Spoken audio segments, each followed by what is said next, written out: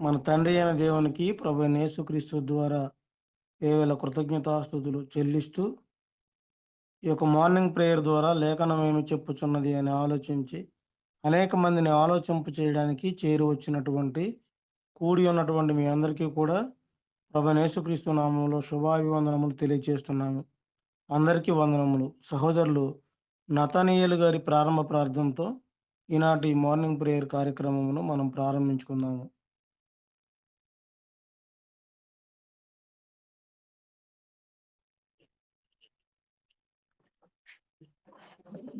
మొదటగా తండ్రి అయినటువంటి దేవునికి కృతజ్ఞతాస్తుతులు చెల్లిస్తున్నాను. అలాగే కూడి వచ్చినటువంటి సోదరులకు సోదరిమణులకు శుభాభివందనములు తెలియజేస్తున్నాను. ప్రార్థన చేసుకుందాం.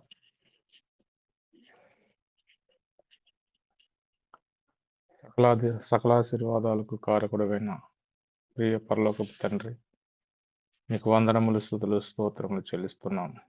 దేవా, ఇదిగో నాయన ప్రభువా, లేఖనం మేము చెప్పుచున్నది అని నీ పరిశుద్ధమైనటువంటి నీ మహోన్నతమైనటువంటి విద్యలో ప్రభువా మేము నేర్చుకున్న వారమై ఉండి మేమందరము కూడా ఒక చిన్న మందగా కూడుకున్నటకు సహాయం చేస్తున్నాం. దినదినము అందరిని బట్టి నీ కృతజ్ఞతాస్తుతులు చెల్లిస్తున్నాం ప్రభువా.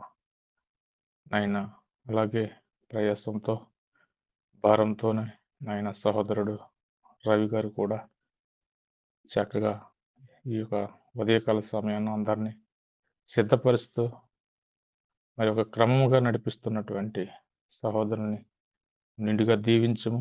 అలాగే తండ్రి ఈ యొక్క మార్నింగ్ ప్రేయర్కి సిద్ధపడుతున్నటువంటి వారిని, అలాగనే సిద్ధపడి వచ్చినటువంటి వారిని నువ్వు దీవించము. అలాగనే ప్రభా నాయన మాకు చక్కనైనటువంటి ఎన్నో నీ పరిశుద్ధమైనటువంటి వాక్కులను ఈ దీనదాసుడి ద్వారా, దేవకిరణ గారి ద్వారాను, అలాగే అనిల్ గారి ద్వారాను ఆయన మాకు అందిస్తున్నందుకు నీ కృతజ్ఞతాస్తుతులు చెల్లిస్తున్నాం ప్రభువా.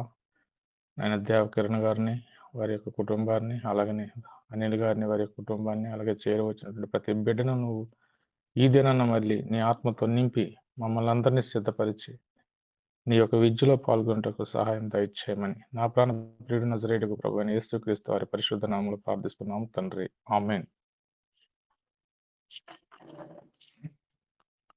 ప్రార్థన చేసినటువంటి సహోదరులు నతనీయేలు గారికి ప్రత్యేకంగా వందనములు తెలియజేస్తున్నామండి. ఈ సమయంలో మొదటి కీర్తనగా సహోదరులు భాస్కర్ రావు గారు పాడి వినిపిస్తారు. రెండో కీర్తనగా సహోదరులు స్వామి గారు పాడి వినిపిస్తారు.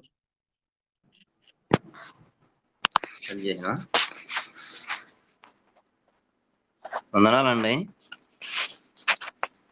వందనాలు భాస్కర్ రావు గారు. వినపడుతుందండి? వినిపిస్తుంది, పాడండి.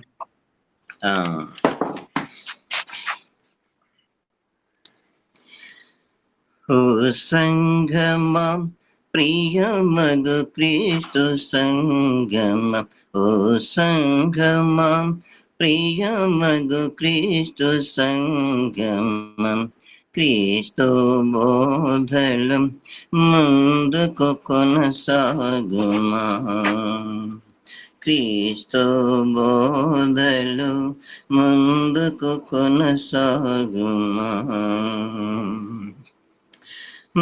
భిన్నమైన బోధల తట్టు తొలగిపోకుమా, మరి భక్తితో సత్యము కొరకు పోరాడు అంతము వరకు, భిన్నమైన బోధల తట్టు తొలగిపోకుమా, మరి భక్తితో సత్యము కొరకు పోరాడు అంతము వరకు, భక్తితో సత్యము కొరకు పోరాడు అంతము వరకు. ఓ సంగమా ప్రియమగు క్రీస్తు సంగమ, ఓ సంగమా ప్రియమగు క్రీస్తు సంగమం, క్రీస్తు బోధలు ముందుకు కొనసాగుమా, క్రీస్తు బోధలు ముందుకు కొనసాగుమా. పరిశుద్ధులకు మరి అప్పగింపబడిన బోధకై పౌలు వలె పోరాడుచు విశ్వాసం కాపాడుకో. పరిశుద్ధులకు మరి అప్పగింపబడిన బోధకై పౌలు వలె పోరాడుచు విశ్వాసం కాపాడుకో. పౌలు వలె పోరాడుచు విశ్వాసం కాపాడుకో. ఓ సంఘమా ప్రియమగు క్రీస్తు సంగమ, ఓ సంఘమా ప్రియమగు క్రీస్తు సంగమం. క్రీస్తు బోధలు ముందుకు కొనసాగుమా. క్రీస్తు బోధలు ముందు కొనసాగుమా. క్రీస్తు తనదు రక్తము చేత కొనబడిన సంఘమా, క్రీస్తు స్వరూప్యము కలిగి క్రీస్తుని ప్రతిబింబించు. క్రీస్తు తనదు రక్తము చేత కొనబడిన సంఘమా, క్రీస్తు స్వరూప్యము కలిగి క్రీస్తుని ప్రతిబింబించు. క్రీస్తు స్వరూప్యము కలిగి క్రీస్తుని ప్రతిబింబించు. ఓ సంఘమా ప్రియమగు క్రీస్తు సంగమ, ఓ సంఘమా ప్రియమగు క్రీస్తు సంగమ. క్రీస్తు బోధలు ముందుకు కొనసాగుమా. అన్యజనుల మధ్యనున్నా క్రీస్తు సంఘమా, అనుసరించు సత్య మార్గం అందరూ నిన్ను పోలి నడవా.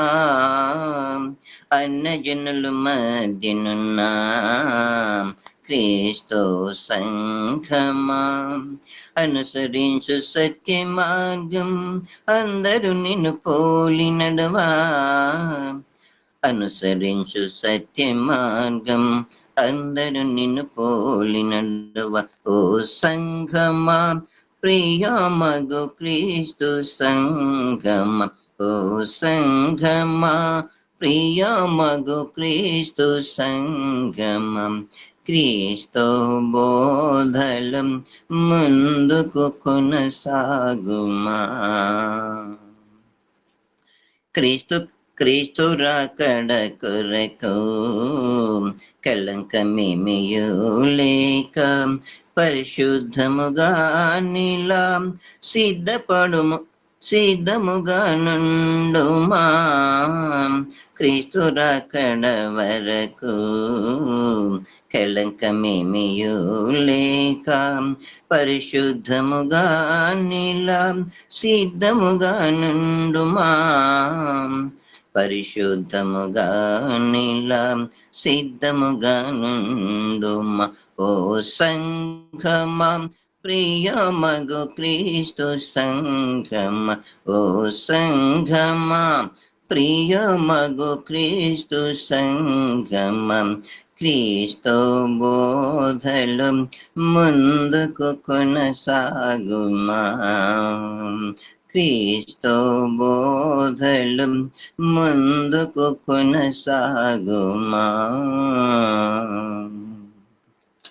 వందనాలండి అందరికి. తండ్రి అయిన దేవునికి కృతజ్ఞతాస్తుతులు. కూడొచ్చి మీ అందరికి యేసుప్రభు నామములో వందనాలండి. పాట పాడి దేవునికి మహిమగా అందరూ పాడదాము. ఎవని యొద్దకెళ్ళదామన్న పాట పాడదాం. ఎవని యొద్దకెళ్ళెదమో ప్రభువా, మేమెవని యొద్దకెళ్ళెదమో ప్రభువా. ఎవని యొద్దకెళ్ళెదమో ప్రభువా, మేమెవని యొద్దకెళ్ళెదమో ప్రభువా. నిత్య జీవపు మాటల గలవాడా, జీవాధిపతివి జీవమునై ఉన్నవాడా. నిత్య జీవపు మాటల గలవాడా, జీవాధిపతివి జీవమునై ఉన్నవాడ. నిన్ను వీడి ఎవని యొద్దకెళ్ళెదమో ప్రభువా, మేమెవని యొద్దకెళ్ళెదమో ప్రభువా, ఎవని యొద్దకెళ్ళెదమో ప్రభువా, మేమెవని యొద్దకెళ్ళెదమో ప్రభువా. ఆది అందే ఉన్నవాడవు, ఆది అనంతమైన వాడవు, అందరికై వచ్చినావు, అందరిలో ఉన్నవాడవు. దేవుని యొద్దున్నవాడ దేవునితో సమానుడ, దేవుని యొద్దున్నవాడ దేవునితో సమానుడ. కుమారుడైన దేవుడా నీ కరుణ కోరి, కుమారుడైన దేవుడా నీ కరుణ కోరి, ఎవని యొద్దకెళ్ళెదమో ప్రభువా, మేమెవని యొద్దకెళ్ళెదమో ప్రభువా, ఎవని యొద్దకెళ్ళెదమో ప్రభువా, మేమెవని యొద్దకెళ్ళెదమో ప్రభువా. మార్గమై ఉన్నవాడవు, మమ్మును వెలిగించువాడవు, సత్యమై ఉన్నవాడవు, స్వతంత్రులుగా చేయువాడవు.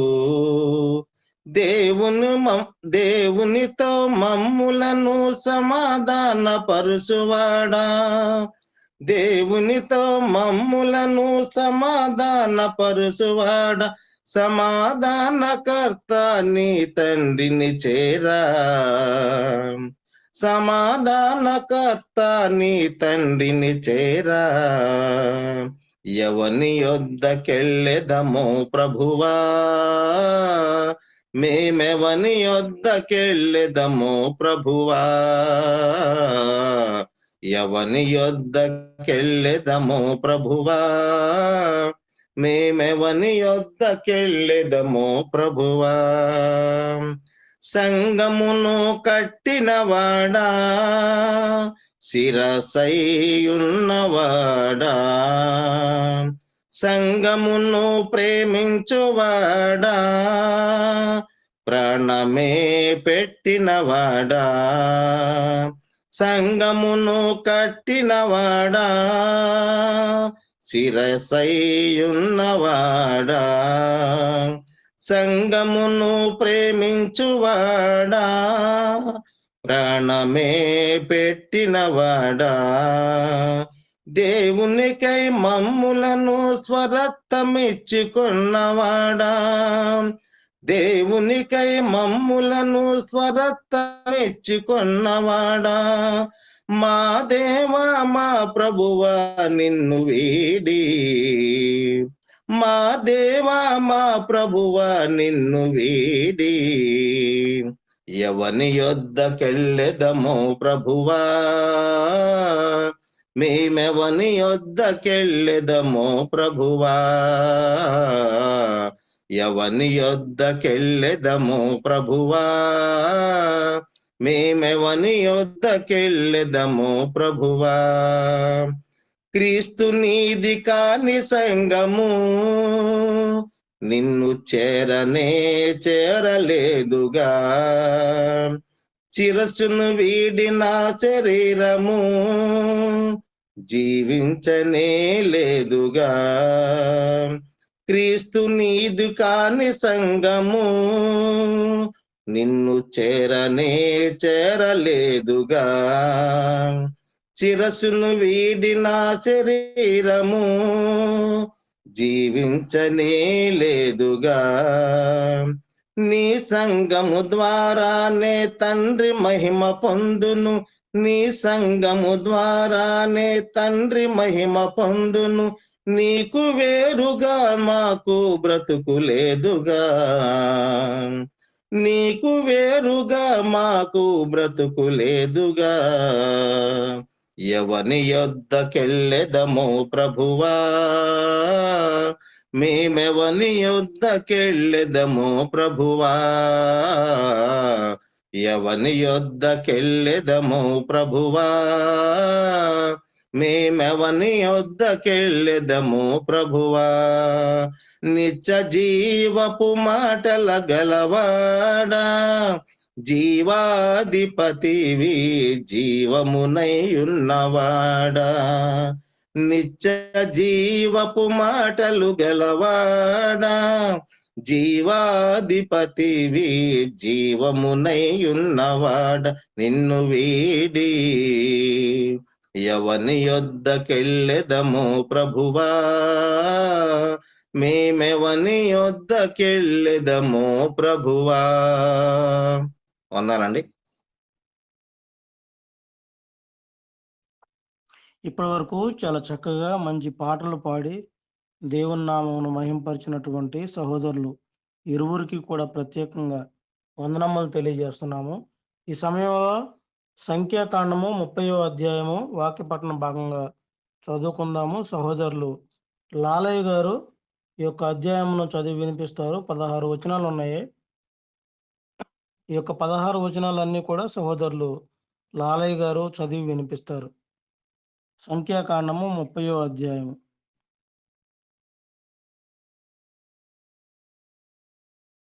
లాలయ్య గారు కనెక్షన్ కట్ అయింది. సుబ్రహ్మణ్యం గారు మీరు చదవండి.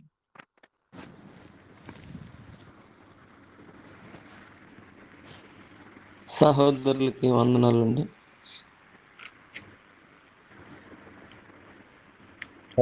చదువుతున్నానయ్యా. సుబ్రహ్మణ్యం గారు లాలయ్య గారు వచ్చారు. ఒక బ్రదరాలు చదువుతారా? చదువయ్యా. లాలయ్య గారు. ఇప్పుడు కళ్ళజోడు చూసుకోవటం లేట్ అయింది. చదవమంటారా? చదువుతారా? చదవండి లాలయ్య గారు, మీరు చదవండి. చదవనా?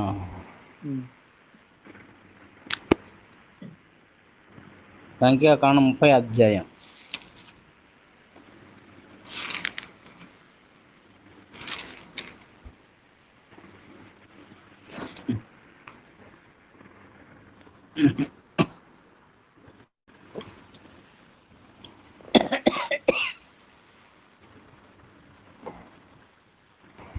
పరిశుద్ధుడైన యేసుక్రీస్తు నామములో ప్రతి ఒక్కరికి వందనాలు తెలియజేస్తూ సంఖ్యాకాండం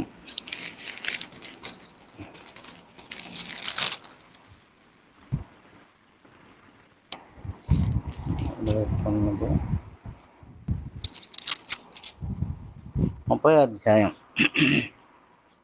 16 వచనాల. మొత్తం 16 వచనాలే, మొత్తం చదవండి. అవును, 16 ఉన్నాయి.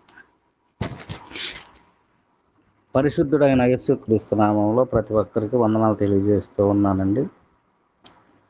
మోషే ఇశ్రాయేలీయుల యొక్క గోత్రాధిపతులతో ఇట్లనెను, ఇది యెహోవా ఆజ్ఞాపించిన సంగతి. ఒకడు యెహోవాకు మొక్కుకొనిన ఎడల, లేక తాను బద్ధుడవుటకు ప్రమాణం చేసిన ఎడల, అతడు తన మాట తప్పక తన నోట నుండి వచ్చినదంతయో నెరవేర్చవలను. మరియు ఒక స్త్రీ బాల్యమున తన తండ్రి ఇంట ఉండగా యెహోవాకు మొక్కుకొని బద్ధురాలైన ఎడల, ఆమె తండ్రి ఆమె మొక్కుబడిని ఆమె కలుగు చేసుకున్న బాధ్యతను విని దానిని గూర్చి ఊరకొనిన ఎడల, ఆమె మొక్కుబడులన్నీ నిలుచును. ఆమె తాను బద్ధురాలగుటకు పెట్టుకొనిన ఒట్టు నిలుచును. ఆమె తండ్రి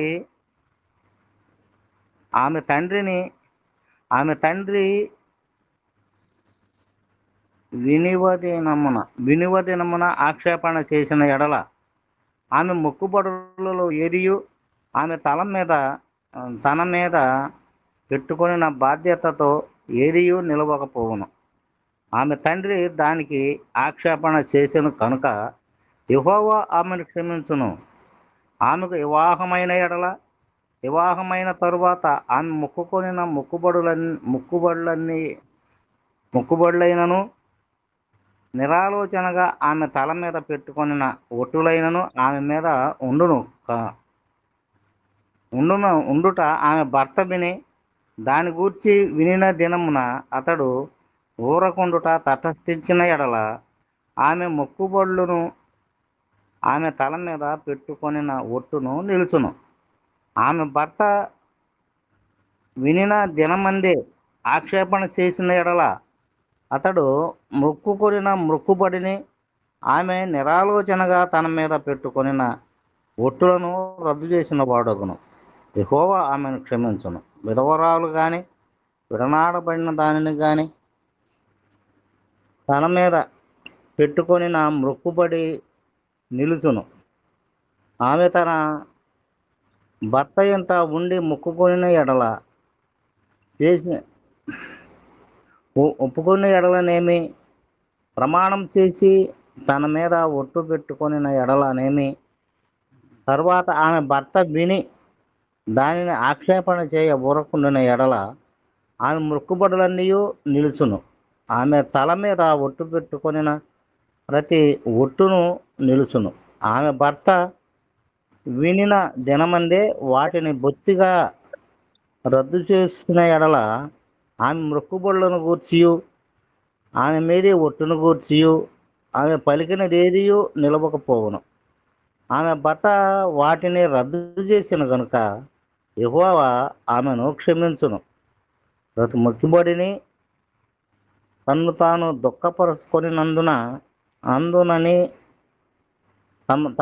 దుఃఖపరుచుకుందునని ప్రమాణపూర్వకముగా తన మీద ఒట్టు పెట్టుకొనిన ప్రతి బాధ్యతను ఆమె తన భర్త స్థిరపరచవచ్చును, రద్దు చేయవచ్చును. అయితే ఆమె భర్త నానాట దానిని గూర్చి ఊరుకొనుచూ వచ్చిన ఎడల వాడు ఆమె మీదనున్న ఆమె మొక్కుబడులన్నీ ఆమె ఒట్టులన్నీ స్థిరపరచిన వాడగును.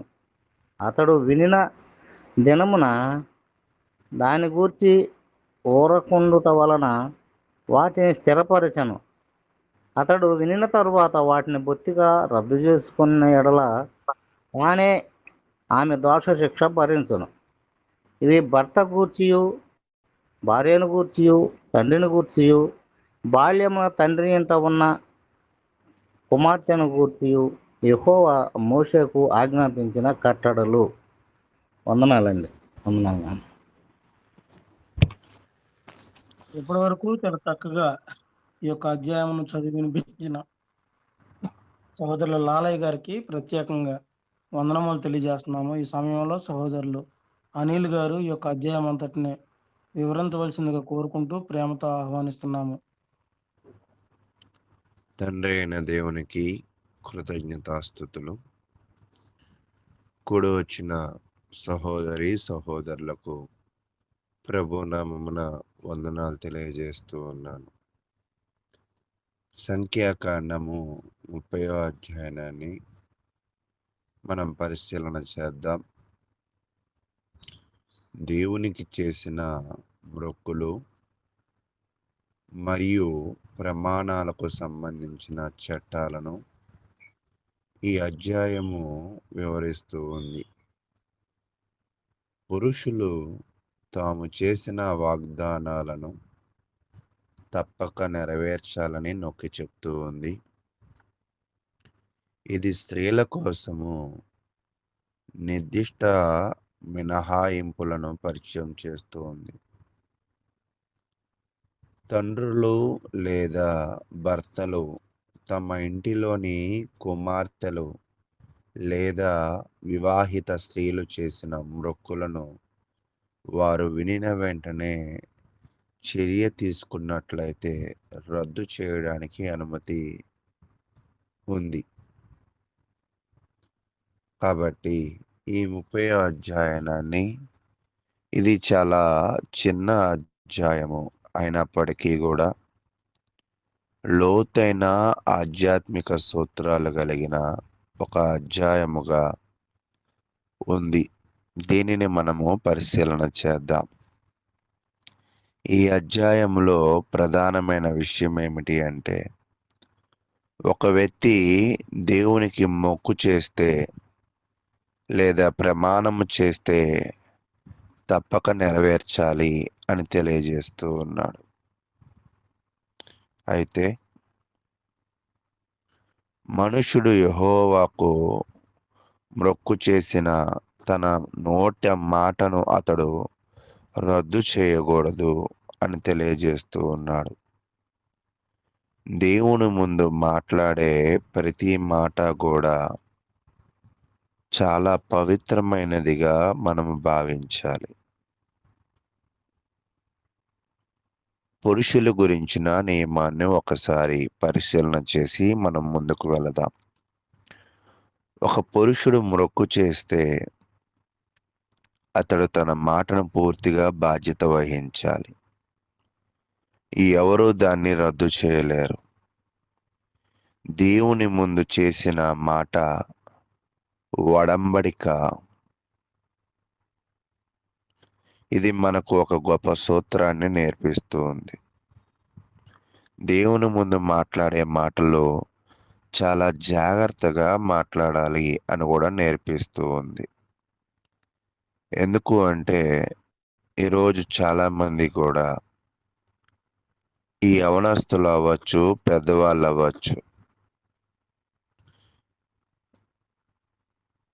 వాళ్ళ జీవితంలో పరీక్షలలో పాస్ అయితే నేను ఇలా మారిపోతాను, నాకు ఇల్లు అమ్ముకోగలిగితే నేను ఇలా చేస్తాను, నాకు పెళ్ళైతే నేను ఇది చేస్తాను అని సాధారణమైన మాటలను దేవుని దగ్గర ఇస్తూ ఉంటారు.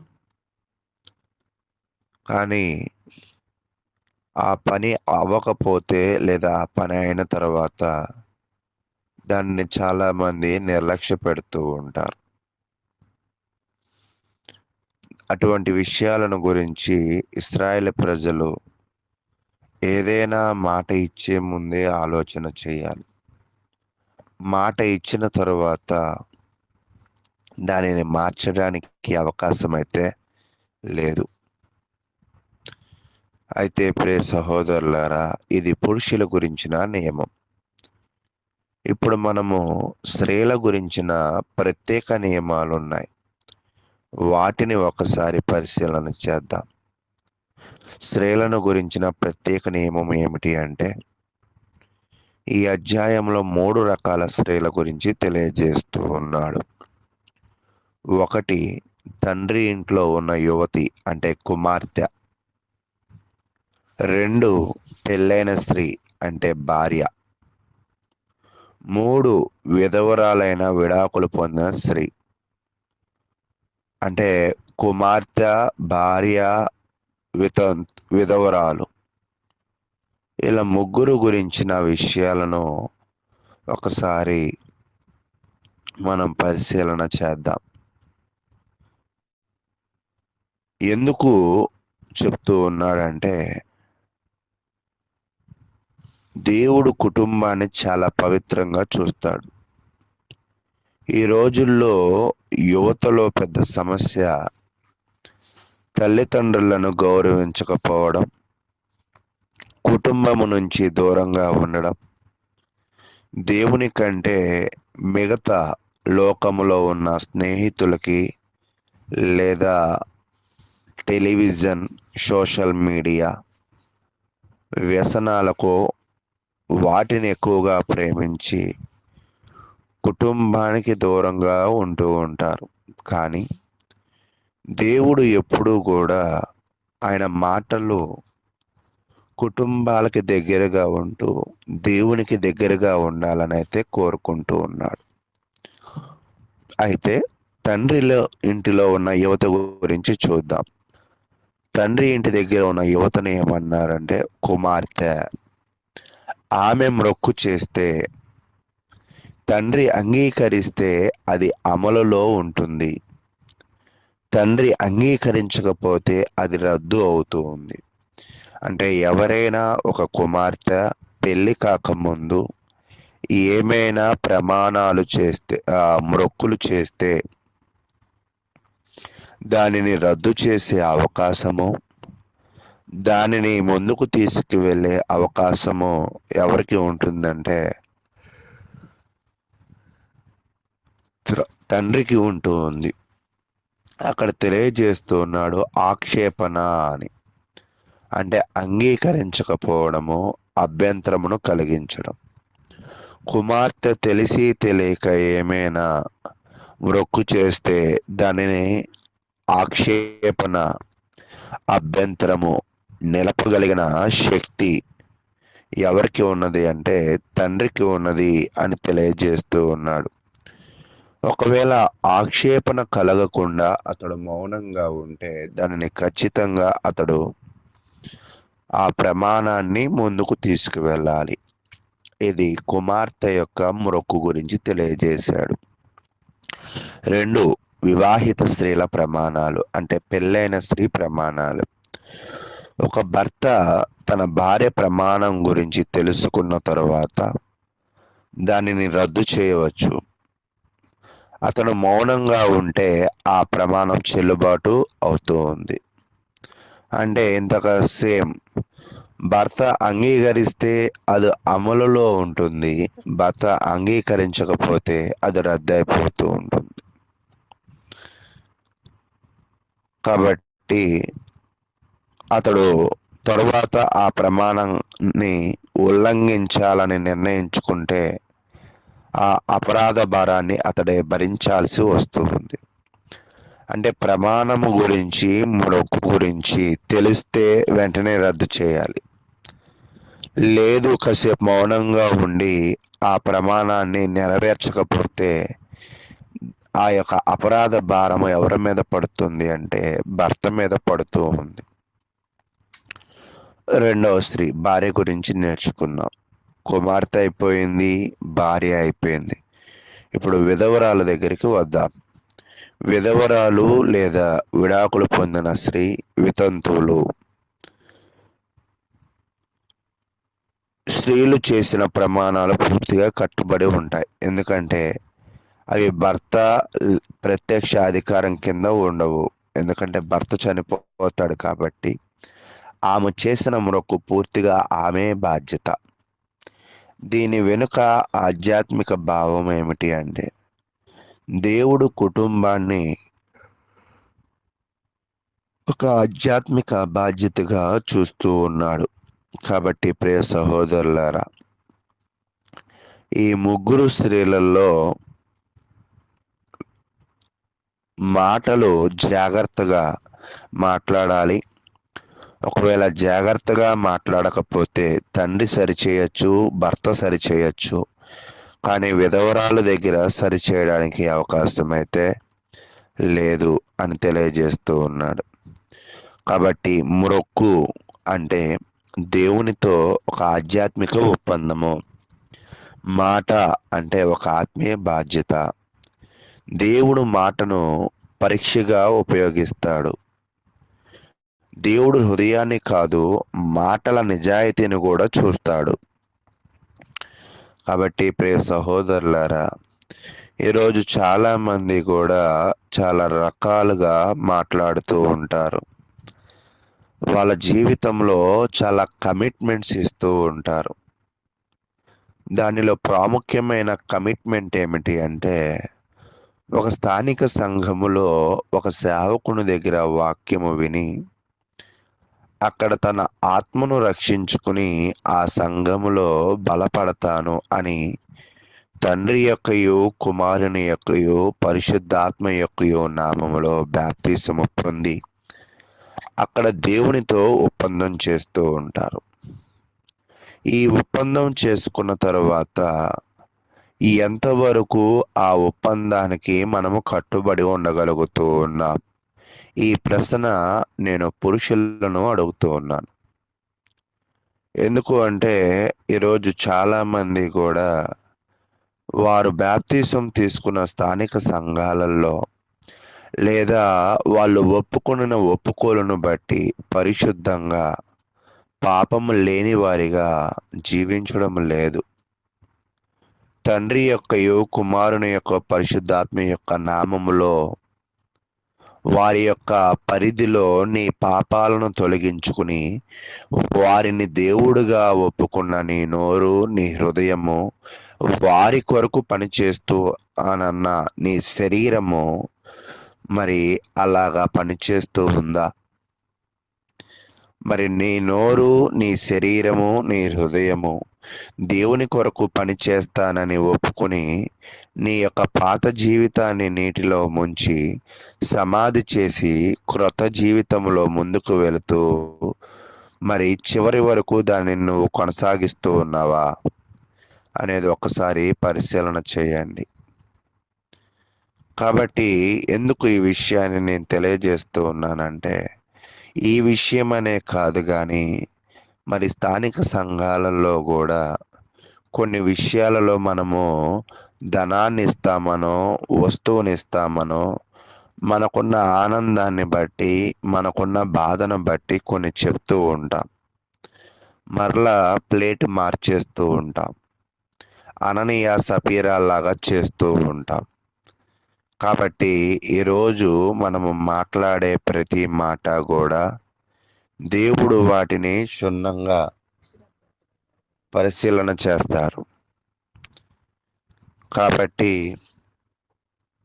ఈరోజు నువ్వు మాట్లాడే మాట, చేసే మ్రొక్కు చాలా పవిత్రమైన దేవునితో ఒప్పందంగా భావించవలసిన అవసరం పురుషులకైతే ఉంది. కానీ స్త్రీల యొక్క మ్రొక్కు విషయానికి వచ్చేపాటికి ఆ మ్రొక్కుల నుంచి విడిపించడానికి భర్తకి లేదా తండ్రికి అవకాశం అయితే ఉంటూ ఉంది అని తెలియజేస్తూ ఉన్నాడు. కాబట్టి ప్రాముఖ్యత ఏమిటి అంటే ఈ అధ్యాయంలో నిజాయితీపై దృష్టి సాధిస్తూ ఉంది. ఇచ్చిన మాటను తప్పకూడదని నొక్కి చెప్తూ ఉంది. అంటే క్రైస్తవులు తన ప్రవర్తన విధానము ఏమిటి అంటే, అతడు మాట ఇస్తే మాట తప్పడు. ఇచ్చిన మాటను తప్పకూడదని నొక్కి చెప్తూ, కానీ కుటుంబ సందర్భాలలో తొందరపాటుతో చేసే వాగ్దానాలను ఎలా నిర్వహించాలో ఒక వ్యవస్థను కూడా అందిస్తూ ఉంది. కాబట్టి ప్రియ సహోదరులారా, మీ జీవితంలో మాట్లాడుతున్న ప్రతి మాటను, మొక్కుతున్న ప్రతి మొక్కును, బాప్తిసం రోజు తీసుకుంటున్న ఆ ఒప్పందమును మీరు సీరియస్గా తీసుకుంటున్నారా, తేలికగా తీసుకుంటున్నారా? ఒకవేళ సీరియస్గా తీసుకున్నట్లయితే మంచిదే, కానీ ఒకవేళ తేలికగా తీసుకున్నట్లయితే అది మీ విషయంలో పొరపాటు అవుతుంది అని కూడా తెలియజేస్తూ ఉన్నాను.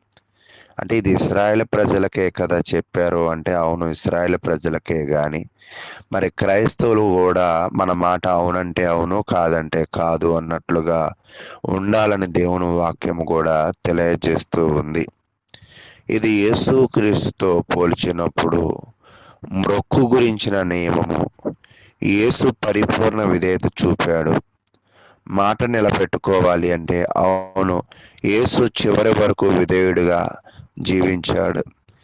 దేవుని ముందు మాట పవిత్రం కాబట్టి యేసు దేవుని వాక్యమై, యేసు ఎప్పుడు మాట తప్పలేదు. యేసు ద్వారా నూతన ఒడంబడిక వచ్చింది.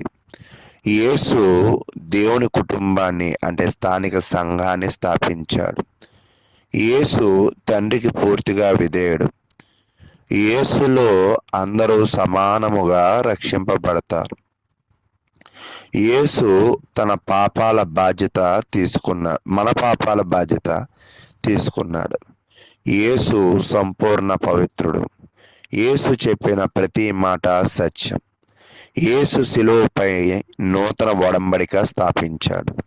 ఆ నూతన ఒడంబడికని క్రీస్తునందు ఒప్పుకున్న మన అందరము కూడా యేసు వలె అన్నిటిలో విధేయులుగా ఉండాలని కూడా తెలియజేస్తూ ఉన్నాను. కాబట్టి ఇప్పటి వరకు ఓపికగా విన్న మీ అందరికీ కూడా ప్రభునామమున వందనాలు తెలియజేస్తూ మరి నేను ఇక్కడితో ఈ విషయాలను ముగిస్తూ ఉన్నాను. ఇప్పటి వరకు చాలా చక్కగా ఈ యొక్క అధ్యాయమును వివరించినటువంటి సహోదరులు అనిల్ గారికి ప్రత్యేకంగా వందనములు తెలియజేస్తున్నామండి. మనం మాట్లాడేటువంటి ప్రతి మాట కూడా దేవుని ఎదుట పవిత్రమైంది. అది చాలా చక్కగా జాగ్రత్తగా మాట్లాడాలి. అవి మనం ఖచ్చితంగా వాటిని జరిగించేటువంటి విధంగా మాట్లాడాలి. తీసుకునేటువంటి నిర్ణయాలు కూడా అలాగే ఉండాలి. ఇక్కడ మొక్కుబళ్ళు గురించి కూడా తెలియజేశారు. కొంతమందికైతే వాటికి మినహాయింపు ఉంది కానీ వితంతువుకైతే అసలు మినహాయింపు అనేది లేదు. ఒకవేళ దాన్ని గనక చేయకపోతే అలాగూ దాని ద్వారా వచ్చేటువంటి ఆ దోష శిక్షను ఖచ్చితంగా భరించాలి అనేటువంటి విషయాలను సహోదరులు తెలియజేశారు. కాబట్టి ఈరోజు మనం క్రీస్తును అంగీకరించి క్రీస్తుని ధరించుకొని ఉన్నాము. కాబట్టి క్రీస్తు వలె మనం కూడా మనం ఏదైతే ప్రమాణం చేశామో, దేవుని ఎదుట ఒప్పుకున్నామో, అంగీకరించామో, ఆ విధంగా మనం క్రీస్తులా జీవించి ఆ విధంగా దేవుణ్ణి మహిమపరచాలని సహోదరులు కోరారు. తప్పిపోకూడదని తెలియజేశారు వాక్యాన్ని బట్టి. అందుని బట్టి మరి ఒకసారి సహోదరులకు ప్రత్యేకంగా వందనములు తెలియజేస్తున్నాము. సహోదరులు యేసుపదం గారు ఇప్పటి వరకు జరిగినటువంటి కార్యక్రమం అంతటి విషయమై తదుపరి దేవకరణ గారి మెసేజ్ కొరకు ప్రార్థన సహాయం కోరవలసిందిగా కోరుకుంటూ ప్రేమతో ఆహ్వానిస్తున్నాము. మంచిదండి, ప్రార్థన చేసుకున్నాము. మమ్మల్ని మిక్కిలిగా ప్రేమించిన ప్రియ పరలోకపు తండ్రి, మీ ఘనమైన ఉన్నతమైన మహోన్నతమైన నామానికి మీ ప్రియకుమారుడును మా ప్రభువును రక్షకుడైన యేసుక్రీస్తు నామంలో మీకు స్తుతులు, స్తోత్రములు, కృతజ్ఞతలు తెలియజేసుకుంటున్నావు తండ్రి. మరి మమ్మల్ని ప్రేమించి మా జీవితంలో వచ్చిన దినాన్ని బట్టి స్తుతులు. ఈ దినాన ఉదయకాలంలో లేచి లేఖనం ఏమి చెప్పుచున్నది అనేటువంటి ధ్యాన కూడికలో మేము నాయన జాయిన్ అయ్యి ఈ విధంగా మీ ఉన్నతమైన నామాన్ని స్తుతించి మహిమపరిచేటువంటి గొప్ప భాగ్యాన్ని మాకు ఇచ్చారు. అలాగే మీ గ్రంథంలో నుంచి సంఖ్యాకాండము 30 అధ్యాయంలో ఉన్నటువంటి మొక్కుబళ్ళు నియమాల గురించి మేము నేర్చుకున్నాము. మా పితరులైనటువంటి వారు మరి యవ్వన వయసులో ఉన్నటువంటి వారు మొక్కుబళ్ళు ఎలా చెల్లించాలో, వాళ్ళు చెల్లించకపోతే మరలా ఎవరు చెల్లించాలనేటువంటి విషయాలు, వివాహమైనటువంటి మరి స్త్రీ తన మొక్కుబళ్ళు తన భర్త చెల్లించాలని, అలాగే విధవరాలైతే మరి ఆమె జీవితంలో మరి ఆమె తీసుకున్న మొక్కుబళ్ళు కంపల్సరిగా చెల్లించాలనేటువంటి విషయాలు మేము నేర్చుకున్నాం తండ్రి. అలాగే నేటి క్రైస్తవులైనటువంటి మేము మరి దేవుని సన్నిధికి ఆరాధన క్రమానికి వెళ్తున్నటువంటి మేము మరి దేవునికి ఇచ్చే విషయంలో మా మనసులో ఏమి ఇయ్యాలని నిర్ణయించుకున్నామో వాటిని నాయన మేము క్రమం తప్పకుండా వీయాలని మీ లేఖన మార్గాల ద్వారా హెచ్చరించారు తండ్రి. నాయన మేము తీసుకున్నటువంటి ఆ నిర్ణయాలు మళ్ళీ వెన్ను తీసుకుంటే ఎంత ప్రమాదమో మరి ఉదాహరణగా అననీయ సపీరాల గురించి మాకు హెచ్చరించారు తండ్రి.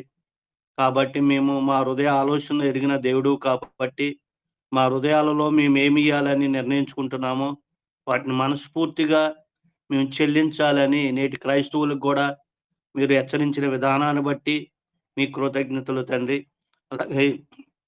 అలాగే మీ యొక్క దాసులు మరి దేవకర్ణ గారు మీ యొక్క సంకల్పంలో ఉన్నటువంటి సంఘాన్ని యొక్క ప్రాధాన్యత గురించి మేము నేర్చుకుంటున్నాం తండ్రి. సంఘం అంటే ఏమిటో, మరి సంఘం అంటే ఏది కాదో, అలాగే సంఘం అంటే ప్రభు శరీరం అని, దాని యొక్క ప్రాధాన్యత ఏంటో అనేటువంటి విషయాలు మేము నేర్చుకుంటున్నాం తండ్రి. అలాగే నాయన అది సంఘం అనేది మీ ప్రియకుమారుడు అమూల్యమైన రక్తాన్ని ఇచ్చి కొని ఆయన వాక్యము ద్వారా ఉతక స్థానాన్ని చేయించి పరిశుద్ధపరిచి మాకు ఇచ్చారు. ఆ పరిశుద్ధ సంఘంలో మేము కూడా వెళ్తున్నటువంటి మేము పరిశుద్ధులుగా ఉండాలనేటువంటి ఒక నియమాన్ని మీరు నియమించారు. ఆ నియమాన్ని గురించి మా సహోదరుల ద్వారా మీ యొక్క దాసుల ద్వారా మాకు నేర్పిస్తున్నారు. మరి ఈరోజు ఏమైతే సమాచారం తీసుకొచ్చారో వాటిని స్పష్టంగా వివరించగలిగిన జ్ఞానాన్ని, జ్ఞాపశక్తిని మీ దాసులు దయచేయండి. వినుసున్నటువంటి మేము గ్రహించేటువంటి మనసును మాకును దయచేయమని కోరుకుంటూ ఈ మనవులు మీ ప్రియకుమారుడును మా ప్రభువును రక్షకుడైన యేసుక్రీస్తు నామంలో ఈ మనవులన్నీ అడిగి వేడుకొనుచున్నాం ప్రియ పరలోకపు తండ్రి. ఆమేన్. చాలా చక్కగా ప్రార్థన చేసినటువంటి సహోదరులు యేసుపాదం గారికి ప్రత్యేకంగా వందనములు తెలియజేస్తున్నాము. ఈ సమయంలో సహోదరులు దేవకర్ణ గారు వారికి ఇవ్వబడినటువంటి సమయం అంతటిని కూడా సంపూర్ణంగా వినియోగించుకొని దేవుని యొక్క వాక్యమును మనకు వినిపించవలసిందిగా కోరుకుంటూ ప్రేమతో ఆహ్వానిస్తున్నాము.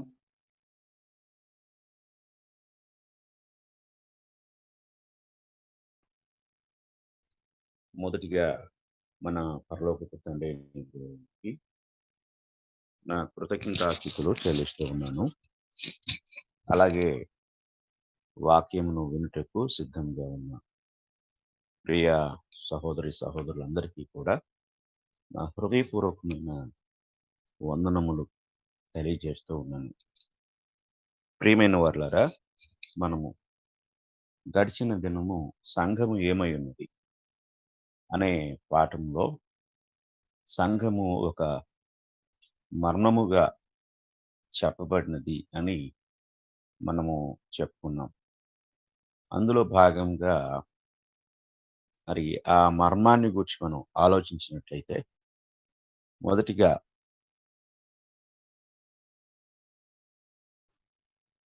సంఘము దేవుని యొక్క ప్రణాళికలో దాగి ఉన్నది అనే విషయాన్ని మనం ధ్యానించాం. రెండవదిగా ఇది ప్రవక్తల రచనల్లో దాగి ఉన్నది. అనగా సంఘము దేవుని యొక్క ప్రవక్తల రచనలలో, వారు రచించిన గ్రంథములలో అది దాగి ఉన్నది. దాగి ఉన్నది అనగా దాచబడి ఉన్నది. ఆ విషయాన్ని మనము ఎఫెసీయులకు అపోస్తుల కార్యములు 3వ అధ్యాయము, అపోస్తుల కార్యముల గ్రంథము 3వ అధ్యాయము 24వ వచనంలో చూడగలం. 3వ అధ్యాయం 24వ వచనము. మరియు సమూయేలు మొదలుకొని ఎందరు ప్రవక్తలు ప్రవచించిరో వారందరూ ఈ దినమును గూర్చి ప్రకటించిరి. ఇక్కడ సమూయేలు మొదలుకొని ఏ దినాన్ని గూర్చి అంటే, ఈ అపోస్తుల కార్యములు 2వ అధ్యాయం దగ్గర 2వ అధ్యాయం మొదటి వచనం నుండి సంభవించిన సంఘటనలు ఒకదాని వెంట ఒకటి ఏమైతే ఆనాడు జరిగాయో అవన్నిటినీ గురించి పేతురు అంటున్నాడు, ఇది ఇప్పటికిప్పుడు అకస్మాత్తుగానో అనుకోకుండానో జరిగింది కాదు. ఈ దినం జరిగిన ఈ సంఘటనలను అన్నిటిని గురించి ప్రవక్త అయిన, అంటే మొదటి ప్రవక్త అయిన సమూయేలు మొదలుకొని ఎందరు ప్రవక్తలు ప్రవచించారో వారందరూ ప్రవచనముల యొక్క నెరవేర్పే ఇదిగో ఈరోజు జరుగుతుంది.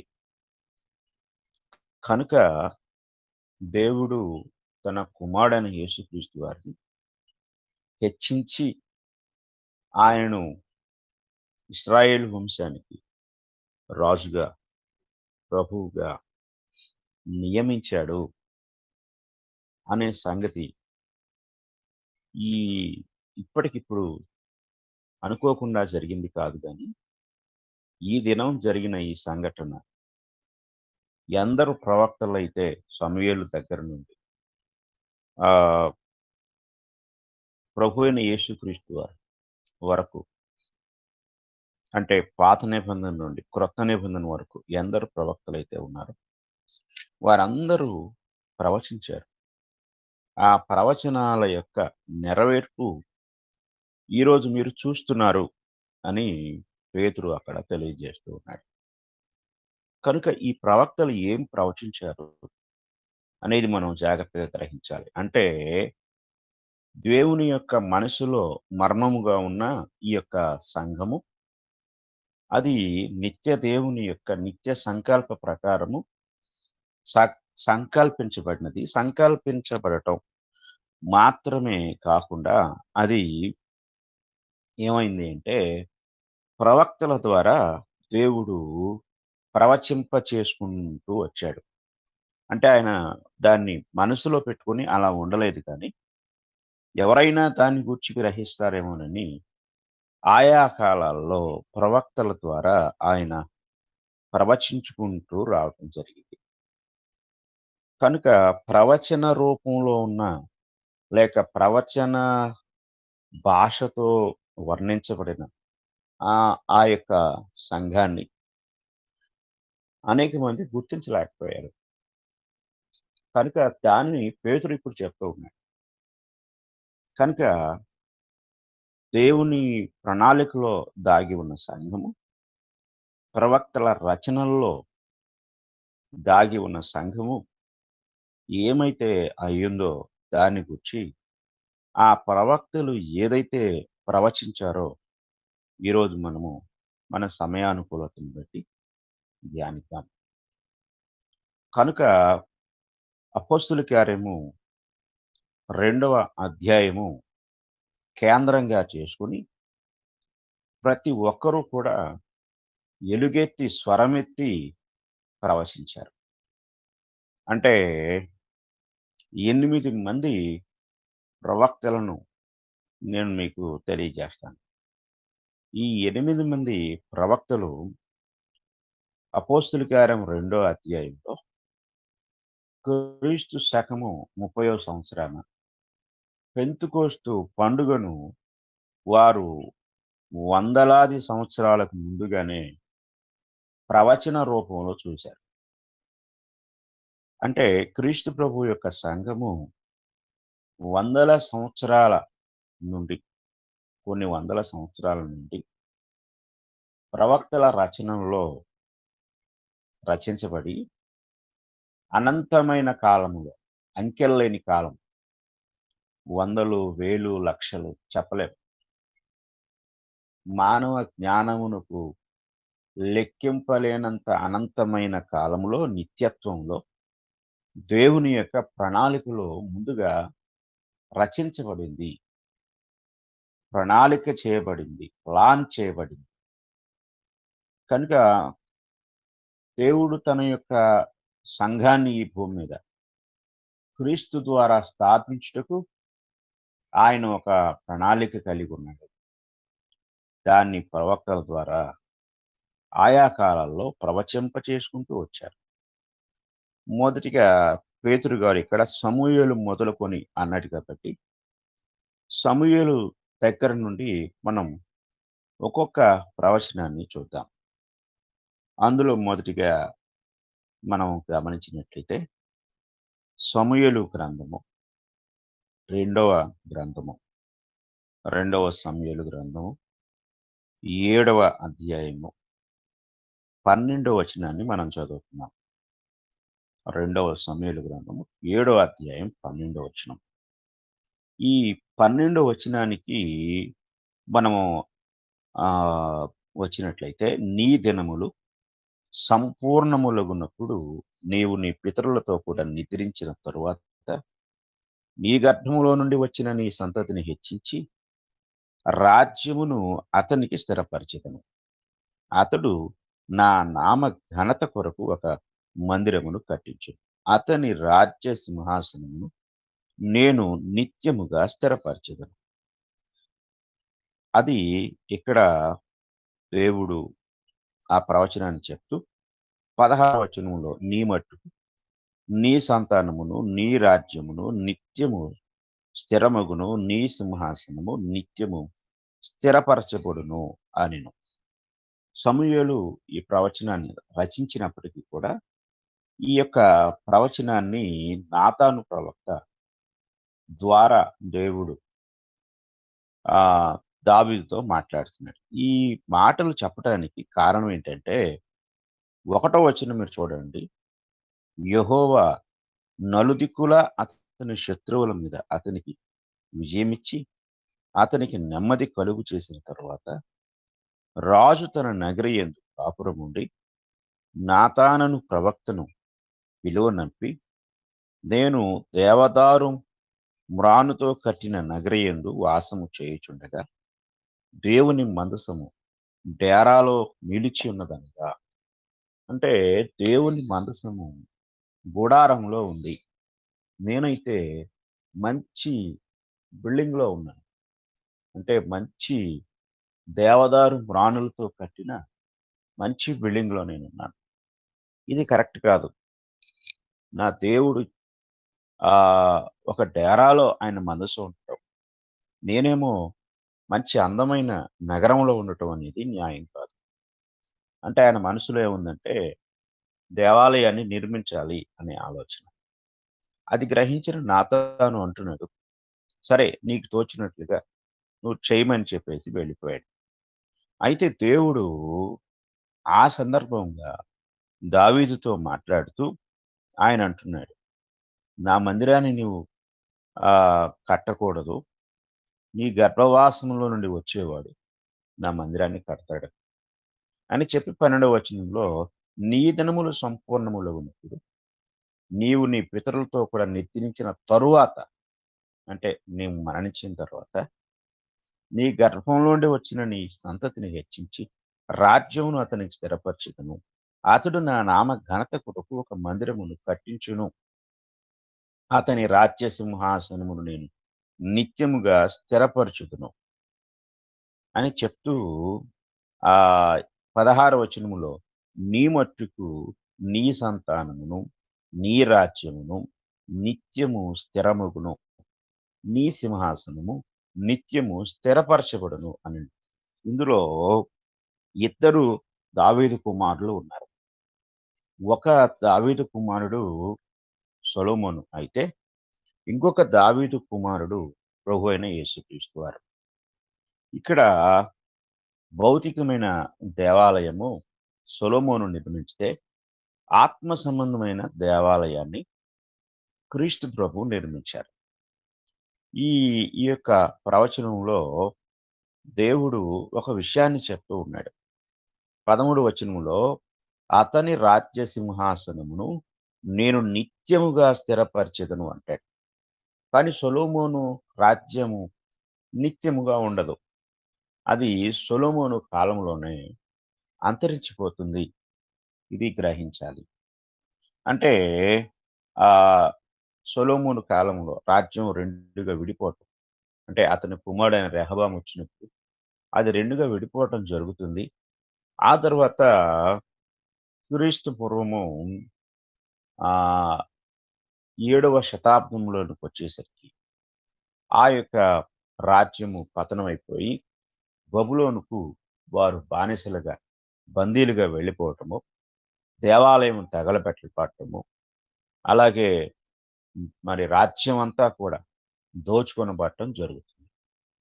అంటే ఇక్కడ దావీదు కుమారుని యొక్క అంటే సొలొమోనే అయ్యుంటే ఇక్కడ సొలొమోనుకు ఈ ప్రవచనం వర్తించదు.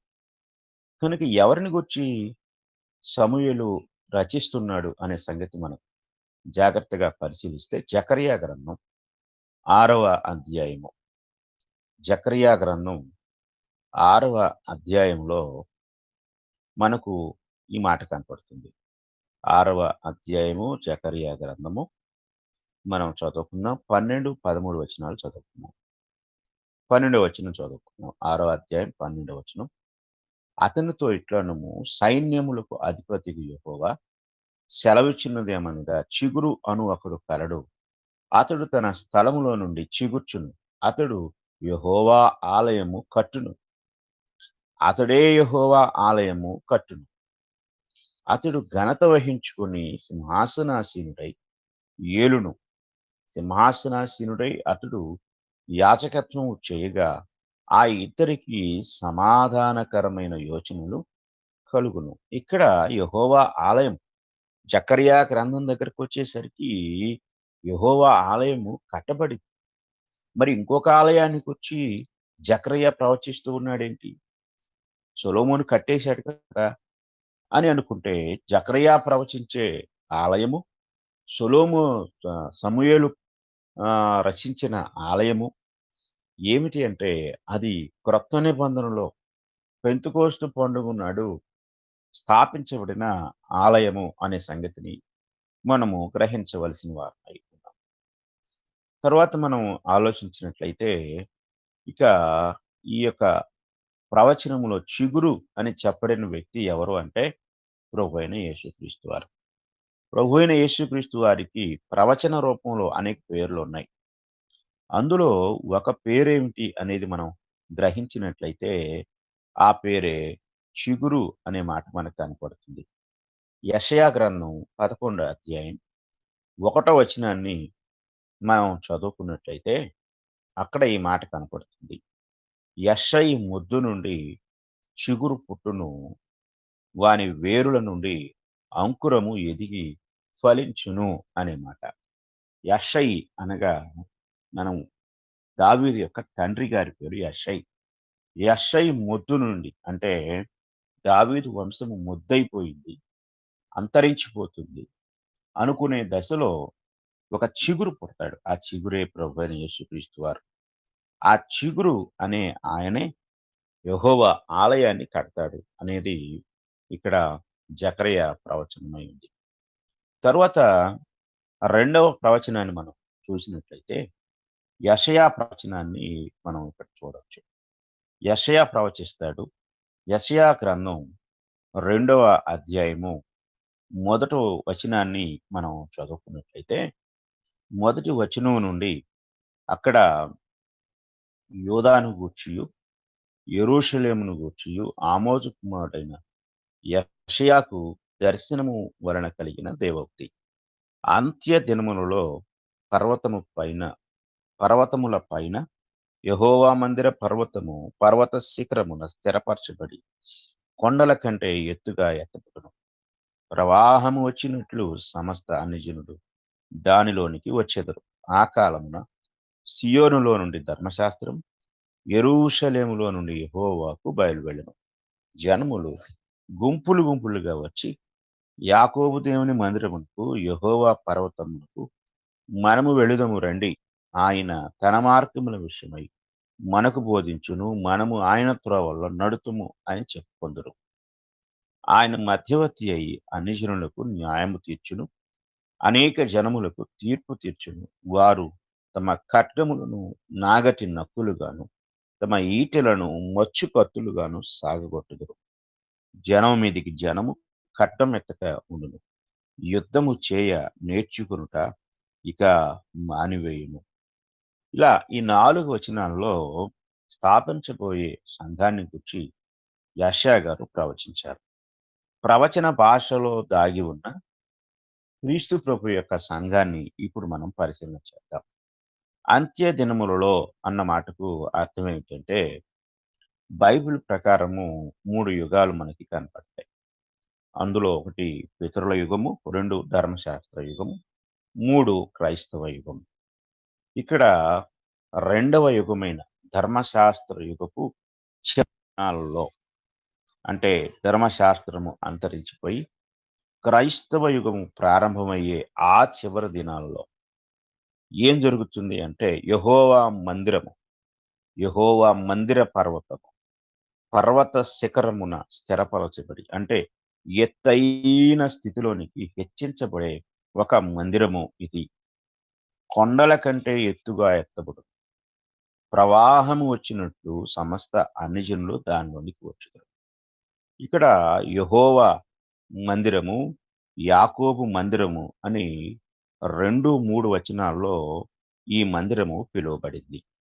యెహోవా మందిరము, అలాగే ఇక్కడ మనం గమనించితే యాకోబు దేవుని మందిరము. యాకోబు దేవుడు అన్న యెహోవా అన్న ఒకటే. ఇక్కడ ఈ మందిరము అనేది ఏమిటి అనేది మనం ఆలోచించితే ఆల్రెడీ యెషయా ఈ గ్రంథాన్ని రాసేటప్పటికి మందిర నిర్మాణం జరిగిపోయింది. కానీ ఇంకొక మందిరాన్ని గురించి ఇక్కడ మాట్లాడుతున్నాడు. ఆ మందిరం ఏమిటి అనేది మనం ఆలోచించినట్లయితే అపోస్తులుడైన పౌలు గారు తిమోతికి రాసిన మొదటి పత్రిక 3వ అధ్యాయము 15వ వచనాన్ని మనం చదువుకుందాం. అయినను నేను ఆలస్యము చేసిన యెడల దేవుని మందిరములో అనగా జీవము గల దేవుని సంఘములో, చూడండి ఇక్కడ దేవుని మందిరములో అనగా అంటున్నాడు. అంటే దేవుని మందిరం అంటే ఏంటి? జీవము గల దేవుని సంఘము. చూడండి ఇక్కడ ఇంగ్లీష్లో in the house of God, దేవుని మందిరాన్ని ఇంగ్లీష్లో హౌస్ ఆఫ్ గాడ్ అని పిలవటం జరిగింది. Which is the church of the living God. కనుక ఇక్కడ మనం గ్రహించినట్లయితే దేవుని సంఘములో అంటాడు అని చెప్తూ, జనులేలాగు ప్రవర్తింపవలను అది నీకు తెలియవలనని ఈ సంగతిలో నీకు రాయిచున్నాను. ఆ సంఘము సత్యమునకు స్తంభమును ఆధారమునై ఉన్నది అనే మాట మనకి కనపడుతుంది. కనుక గమనించినట్లయితే ఇక్కడ ఈ దేవుని మందిరం అని యెషయా ప్రవచించిన మా ప్రవచన భాషకు అర్థం ఏమిటి అంటే దేవుని సంఘము, జీవము కలిగిన దేవుని సంఘము. జీవము కలిగిన దేవుని సంఘముగా పౌలు గారి చేత రాయబడి యెహోవా మందిరము లేక యాకోబు మందిరము, దేవుని మందిరము అని యెషయా ద్వారా చెప్పబడిన ఆ యెహోవా మందిరమే మనము ఇప్పుడు ఉంటున్న జీవము కలిగిన దేవుని యొక్క సంఘము అనే విషయాన్ని మనం గ్రహించాలి. ఆ తర్వాత మనం ఆలోచించినట్లయితే చూడండి 3వ వచనం, మరలా యెషయా గ్రంథం 2వ అధ్యాయం 3వ వచనానికి వచ్చినట్లయితే, ఆ కాలమున సియోనులో నుండి ధర్మశాస్త్రం, యెరూషలేములో నుండి యెహోవా, రెండు కూడా ఒకటే. అంటే సియోను అనగా యెరూషలేము, యెరూషలేముకి పెట్టబడిన మరొక పేరు సియోను. సియోనులో నుండి ఏమొస్తుంది? ధర్మశాస్త్రం వస్తుంది. యెరూషలేములో నుండి యెహోవా వాక్కు బయలువెళ్తుంది. అంటే ఆల్రెడీ నిర్గమకాండం 20వ అధ్యాయంలో సీనాయి దగ్గర ధర్మశాస్త్రము ఇవ్వబడింది. అంటే అప్పటికి అపోస్తుల కార్యము నాటికి 1500 సంవత్సరాల క్రితము ధర్మశాస్త్రం అనేది ఇవ్వబడింది. మరలా క్రొత్త ధర్మశాస్త్రానికి వచ్చి యెషయా ప్రవచిస్తున్నాడు. ఆ కాలమున, ఏ కాలమున అంటే ప్రవాహముగా వచ్చినట్లు అన్యజనులు దానిలోనికి అనగా యెహోవా మందిరంలోనికి వస్తారు. ఆ కాలమున ధర్మశాస్త్రము మరలా ఉపదేశించబడుతుంది. యెహోవా వాక్కు బయలు వెళుతుంది. జనములు గుంపులు గుంపులుగా వచ్చి యాకోబు దేవుని మందిరమునకు, యెహోవా పర్వతమునకు మనము వెళుదము రండి అని చెప్పుకుంటూ ఉంటారు. జనములు గుంపులు గుంపులుగా వచ్చే సందర్భాన్ని మనము జాగ్రత్తగా పరిశీలన చేసినట్లయితే మరలా అపోస్తుల కార్యముల గ్రంథానికి మనం వెళ్దాం. అపోస్తుల కార్యముల గ్రంథానికి మనం వెళ్ళినట్లయితే 2వ అధ్యాయము, అపోస్తుల కార్యముల గ్రంథము 2వ అధ్యాయము 6వ వచనాన్ని మనం చదువుకుందాం. 6వ వచనాన్ని మనం చూస్తే, ఈ శబ్దము కలుగుగా జనులు గుంపులు గుంపులుగా కూడి వచ్చి, గుంపులు గుంపులుగా కూడి వచ్చారు. మీరు అంటే యెషయా చెప్పినట్లుగా ప్రవాహం వచ్చినట్లుగా వస్తారు, గుంపులు గుంపులుగా వస్తారు అని చెప్పినట్లుగా ఈ పెంతెకోస్తు పండుగ నాడు మరి అపోస్తలులు భాషలతో మాట్లాడుతూ ఉన్నప్పుడు జనం యెరూషలేము నిండా ఉన్నవారు గుంపులు గుంపులుగా ఆ శబ్దం విని వచ్చారు. ఇది జాగ్రత్తగా మనం గ్రహించాలి. వారు ఆ గుంపులు గుంపులుగా వచ్చిన వారు 3000 మంది బాప్తిస్మం పొంది సంఘములోనికి ప్రవేశించినట్లుగా 2వ అధ్యాయం అపోస్తుల కార్యములు 41వ వచనం మనకు తెలియజేస్తూ ఉంది. ఆ తర్వాత సియోనులో నుండి ధర్మశాస్త్రము అలాగే యెహోవా వాక్కు బయలువెళ్తుంది అని చెప్పిన ప్రకారము ఈ యొక్క అపోస్తుల కార్యం 2వ అధ్యాయము 37వ వచనాన్ని మనం చదువుకున్నట్లయితే 37వ వచనంలో, వారు ఈ మాట విని హృదయంలో నొచ్చుకొని, సహోదరులారా మేమేమి చేతుమని పేతురును కడమ అపోస్తలును అడుగగా, పేతురు, మీరు మారు మనసు పొంది పాప క్షమాపణ నిమిత్తము ప్రతి వాడు యేసుక్రీస్తు నామమున బాప్తిస్మము పొందుడి, అప్పుడు మీరు పరిశుద్ధాత్మను వరము పొందుదురు. ఈ వాగ్దానము మీకును మీ పిల్లలకును దూరస్తులందరికీ అనగా ప్రభువైన మన దేవుడు తన యొద్దకు పిలిచిన వారికి అందరికీ చెందునని వారితో చెప్పాను. ఇంకను అనేక విధములైన మాటలతో సాక్ష్యం ఇచ్చి మీరు మూర్ఖులకు ఈ తరము వారికి వేరై రక్షణ పొందుడని వారిని హెచ్చరించెను. కాబట్టి అతని వాక్యము అంగీకరించిన వారు, అంటే యెహోవా వాక్కు అక్కడ మనకు కనబడుతుంది. ఆ వాక్కును అంగీకరించిన వారు బాప్తిస్మము పొందిరి. ఆ దినమందు ఇంచుమించు 3,000 మంది చేర్చబడిరి. వీరు అపోస్తలుల బోధ యందును, సహవాసమందును, రొట్టె విరుచుట యందును, ప్రార్థన చేయుట యందును ఎడతెగక ఉండిరి. కాబట్టి ప్రవాహము వచ్చినట్టుగా గుంపులు గుంపులుగా వచ్చారు. అక్కడ పేతురు దేవుని యొక్క వాక్యాన్ని ప్రకటించారు. అది యెహోవా వాక్కుగా, సియోనులో నుండి వచ్చిన ధర్మశాస్త్రముగా ప్రవచనకారుడు యెషయా ప్రవచించాడు. ఆ కనుక ఇక్కడ మనం జాగ్రత్తగా పరిశీలించినట్లయితే చివరిగా మనకు ఆయన మధ్యవర్తి అయి అంటాడు. ఆయన మధ్యవర్తి అయి జనములకు న్యాయము తీర్చును అనే మాట మనం చూస్తూ ఉంటాం. అంటే ఇక్కడ యేసుక్రీస్తు వారు మధ్యవర్తిగా ఉంటాడు. మధ్యవర్తి అయి ఉండి ఆయన జనములకు న్యాయము తీరుస్తాడు అనే విషయాన్ని ఆ ప్రవక్త అయిన యెషయా ప్రవచించడం జరిగింది. ఏమిటి ఈయన న్యాయం చేసినది, మధ్యవర్తిత్వం జరిగించింది ఏమిటి అంటే, ఎఫెసీ పత్రిక 2వ అధ్యాయము 13వ వచనం నుండి మనం చదువుకుందాం.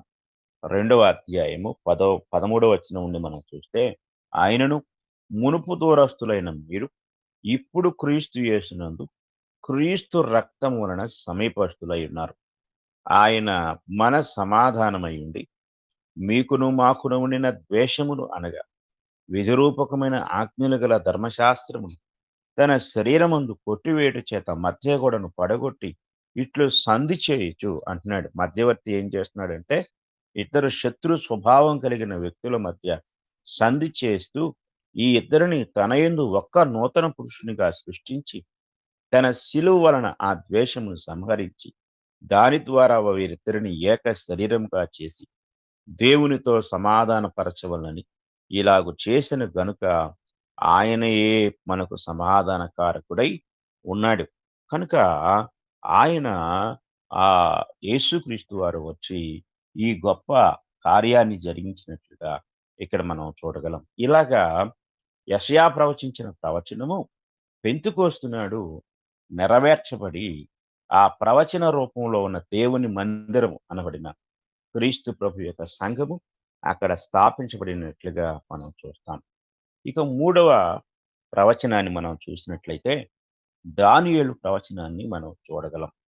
దానియేలు గ్రంథము 2వ అధ్యాయము మనం చదువుకుందాం. దానియేలు గ్రంథము 2వ అధ్యాయము 44వ వచనాన్ని మనం చదువుకున్నట్లయితే అక్కడ ఒక అద్భుతమైన మాట మనకు కనపడుతుంది. ఆ రాజుల కాలములలో, మనము ఇందాకేం చెప్పుకున్నాము, అంత్య దినములలో అన్నాము. ఇప్పుడు దానియేలు ప్రవచనములో ఆ రాజుల కాలములలో పరలోకమందున్న దేవుడు ఒక రాజ్యము స్థాపించును, దానికి అన్నిటికీ నాశనము కలుగదు. ఆ రాజ్యము దాని పొందిన వారికి గాక మరెవరికి చెందదు. అది ముందు చెప్పిన రాజ్యములన్నిటినీ పగలగొట్టి నిర్మూలము చేయును గాని అది యుగముల వరకు అని చెప్పడం జరిగింది. అంటే ఇక్కడ మనం పరిశీలన చేసినప్పుడు ఇక్కడ ఆ రాజుల కాలంలో అంటే ఏ రాజులు అంటే ఇక్కడ ఈ దానియేలు గ్రంథంలో 2వ అధ్యాయం మనం మొదటి నుండి మొత్తం చదివితే నెబుకద్నెజరు చక్రవర్తికి ఒక కల వస్తుంది. ఆయన కల రాగానే కలను బట్టి కలత చెందుతాడు. కలత చెంది తెల్లవారి తన రాజ్యంలో ఉన్న పండితులను లేక గారడీ విద్య గలవారు అలాగే శకునగాండ్రను వీరందరినీ కూడా పిలిపించాడు. పిలిపించి నేను కల కన్నాను, ఆ కలకు భావాన్ని తెలియచేయండి అని చెప్పాడు. ఆ భావాన్ని తెలియచేయమని చెప్పినప్పుడు వారందరూ కూడా ఏక మనసుతో ఆ కల భావాన్ని చెప్పడానికి ముందుకొచ్చారు. అప్పుడు ముందుకొచ్చి మీకు వచ్చిన కల ఏంటో మాకు తెలియచేయండి, మేము దాని భావాన్ని తెలియజేస్తాము అని చెప్పినప్పుడు రాజుగారు చెప్తాడు, నేను కల మర్చిపోయాను, కాబట్టి కళ కూడా మీరే చెప్పండి, దాని భావాన్ని కూడా మీరే తెలియచేయండి అని చెప్పినప్పుడు అందరూ కూడా ఒక్కసారిగా ఆశ్చర్యానికి గురైపోయి వారు ఏమంటారంటే ఇది అసంభవమైన సంఘటన. ఎందుకంటే ఎవరైనా సరే కళ చెప్తే కళకు భావాన్ని చెప్తారు కానీ ఇక ఆ కళను కూడా చెప్పే సంగతి ఇది ఎవరు కూడా చెప్పలేరు. ఒకవేళ అది చెప్పగలిగేవారు ఎవరు అంటే చూడండి 10వ వచనం చదువుకుందాం. అందుకు కల్దీయులు ఇలాగు ప్రత్యుత్తరం ఇచ్చిరి, భూమి మీద ఏ మనుషుడును రాజు అడిగిన సంగతి చెప్పజాలడు. ఏ చక్రవర్తియు అధికారియు శకునగాని యొద్దను గారడీ విద్య గలవాని యొద్దను కల్దీయుని యొద్దను ఇట్టి సంగతి విచారింపలేదు. అంటే ఈ ప్రపంచంలో ఉన్న ఎవరో కూడా దీన్ని చెప్పజాలరు. ఏ రాజు కూడా ఇలాగా తన దగ్గర పనిచేసే ఆ గారడీ విద్య గలవారిని లేక జ్ఞానులను అడగలేదు, ఎవరు చెప్పలేదు. ఇది అసంభవం అని చెప్పినప్పుడు అప్పుడు రాజుగారు ఏం చేస్తాడు అంటే, అలాగైతే బబులోనులో ఉన్న జ్ఞానులందరినీ కూడా చంపివేయమని చెప్పేసి అక్కడ ఆజ్ఞాపిస్తాడు. అప్పుడు దానియేలు కూడా ఆ లిస్టులో ఉన్నాడు. దానియేలు రాజు యొక్క అధికారి ఆర్యోకు దగ్గరికి వెళ్ళి కొంచెం గడువిమ్మని అడిగి దానియేలు అతని స్నేహితులు ఆ రాత్రి దేవుని సన్నిధిలో ప్రార్థన చేసి మర్నాడు రాజుగారికి స్వప్న భావాన్ని తెలియచెప్పడానికి వెళ్తారు. అలా వెళ్ళిన తరువాత దానియేలు మొదట కళ చెప్తాడు, తర్వాత కళ భావాన్ని కూడా చెప్తాడు. ఆ కళ ఏమిటి అనేది మనము గ్రహించినట్లయితే ఆ కళలో రాజుగారికి ఒక పెద్ద భయంకరమైన విగ్రహము కనిపించింది. ఆ యొక్క విగ్రహము ఎలా ఉన్నదో అక్కడ ఆయన తెలియచేస్తూ ఉంటాడు. 32వ వచనం నుండి 31వ వచనం నుంచి మనం చదువుకుందాం. రాజా తాము చూచుచుండగా బ్రహ్మాండముకు ఒక ప్రతిమ కనబడిన కదా.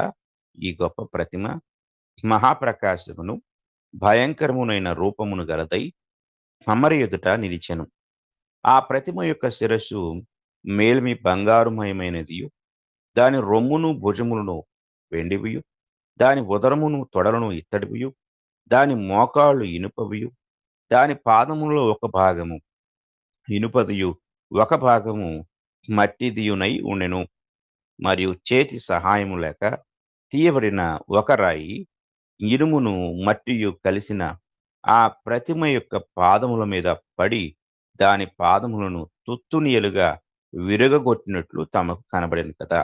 అంతటా ఇనుమును మట్టియు ఇత్తడియు వెండియు బంగారమును ఏకముగా దంచబడి హళ్ళములోని చెత్తవలె కాగా వాటికి స్థలము ఎచ్చటను దొరకకుండా గాలి వాటిని కొట్టుకొని పోయెను. ప్రతిమను విరుగగొట్టిన ఆ రాయి సర్వభూతలమంతా మహా పర్వతమాయను. తాము కరిన కళ ఇదే అని చెప్పి ముందు కళను గూర్చి చెప్తాడు. తరువాత కళ భావాన్ని గూర్చి ఆయన చెప్తాడు. ఆ కళ భావములో అందులో మొదటిగా మనం చూసినట్లయితే తామే ఆ బంగారు శిరస్సు అంటాడు. అంటే బంగారు శిరస్సుతో పోల్చబడిన రాజ్యము బబులోను సామ్రాజ్యము. అంటే ప్రపంచాన్ని ఒక ఉన్నతమైన స్థితిలో పరిపాలించిన రాజ్యము బబులోను సామ్రాజ్యం. బబులోను సామ్రాజ్యము మేలిమి బంగారంతో పోల్చబడింది. క్రీస్తు పూర్వము 605వ సంవత్సరం దగ్గర నుండి 539వ సంవత్సరం వరకు కూడా ఈ యొక్క బబులోను సామ్రాజ్యము ప్రపంచాన్ని పరిపాలించినట్లుగా మనం చూడగలం. అందులో మన దేశం కూడా ఉన్నట్లు మనకు ఎస్తేరు గ్రంథం 1వ అధ్యాయము 1-2 వచనాల్లో మనకి కనపడుతుంది. తర్వాత రెండవ రాజ్యం ఏమిటి అంటే వెండితో పోల్చబడిన రాజ్యము మాదీ పారసీక రాజ్యము. అంటే బబులోను సామ్రాజ్యాన్ని జయించి మాది పారసీకులు ప్రపంచాన్ని ఆక్రమిస్తారు. ఇది చరిత్రలోనికి వెళ్తే క్రీస్తు పూర్వము 539 సంవత్సరం నుండి 331 సంవత్సరం వరకు ఈ యొక్క మాది పారసీక రాజ్యము పరిపాలించింది. ఆ తరువాత దాని ఉదరము తొడలు ఇత్తడితో చేయబడ్డాయి. ఇది గ్రీకు సామ్రాజ్యం. మహా అలెగ్జాండరు ప్రపంచాన్ని జయించాలని వచ్చి ప్రపంచం అంతటిని జయించి తన యొక్క రాజ్య వ్యాప్తిని జరిగించాడు. ఆయన క్రీస్తు పూర్వము 331లో మాది పారసీక రాజ్యాన్ని జయించి ఆ రాజ్యాన్ని అంతరింపచేశాడు.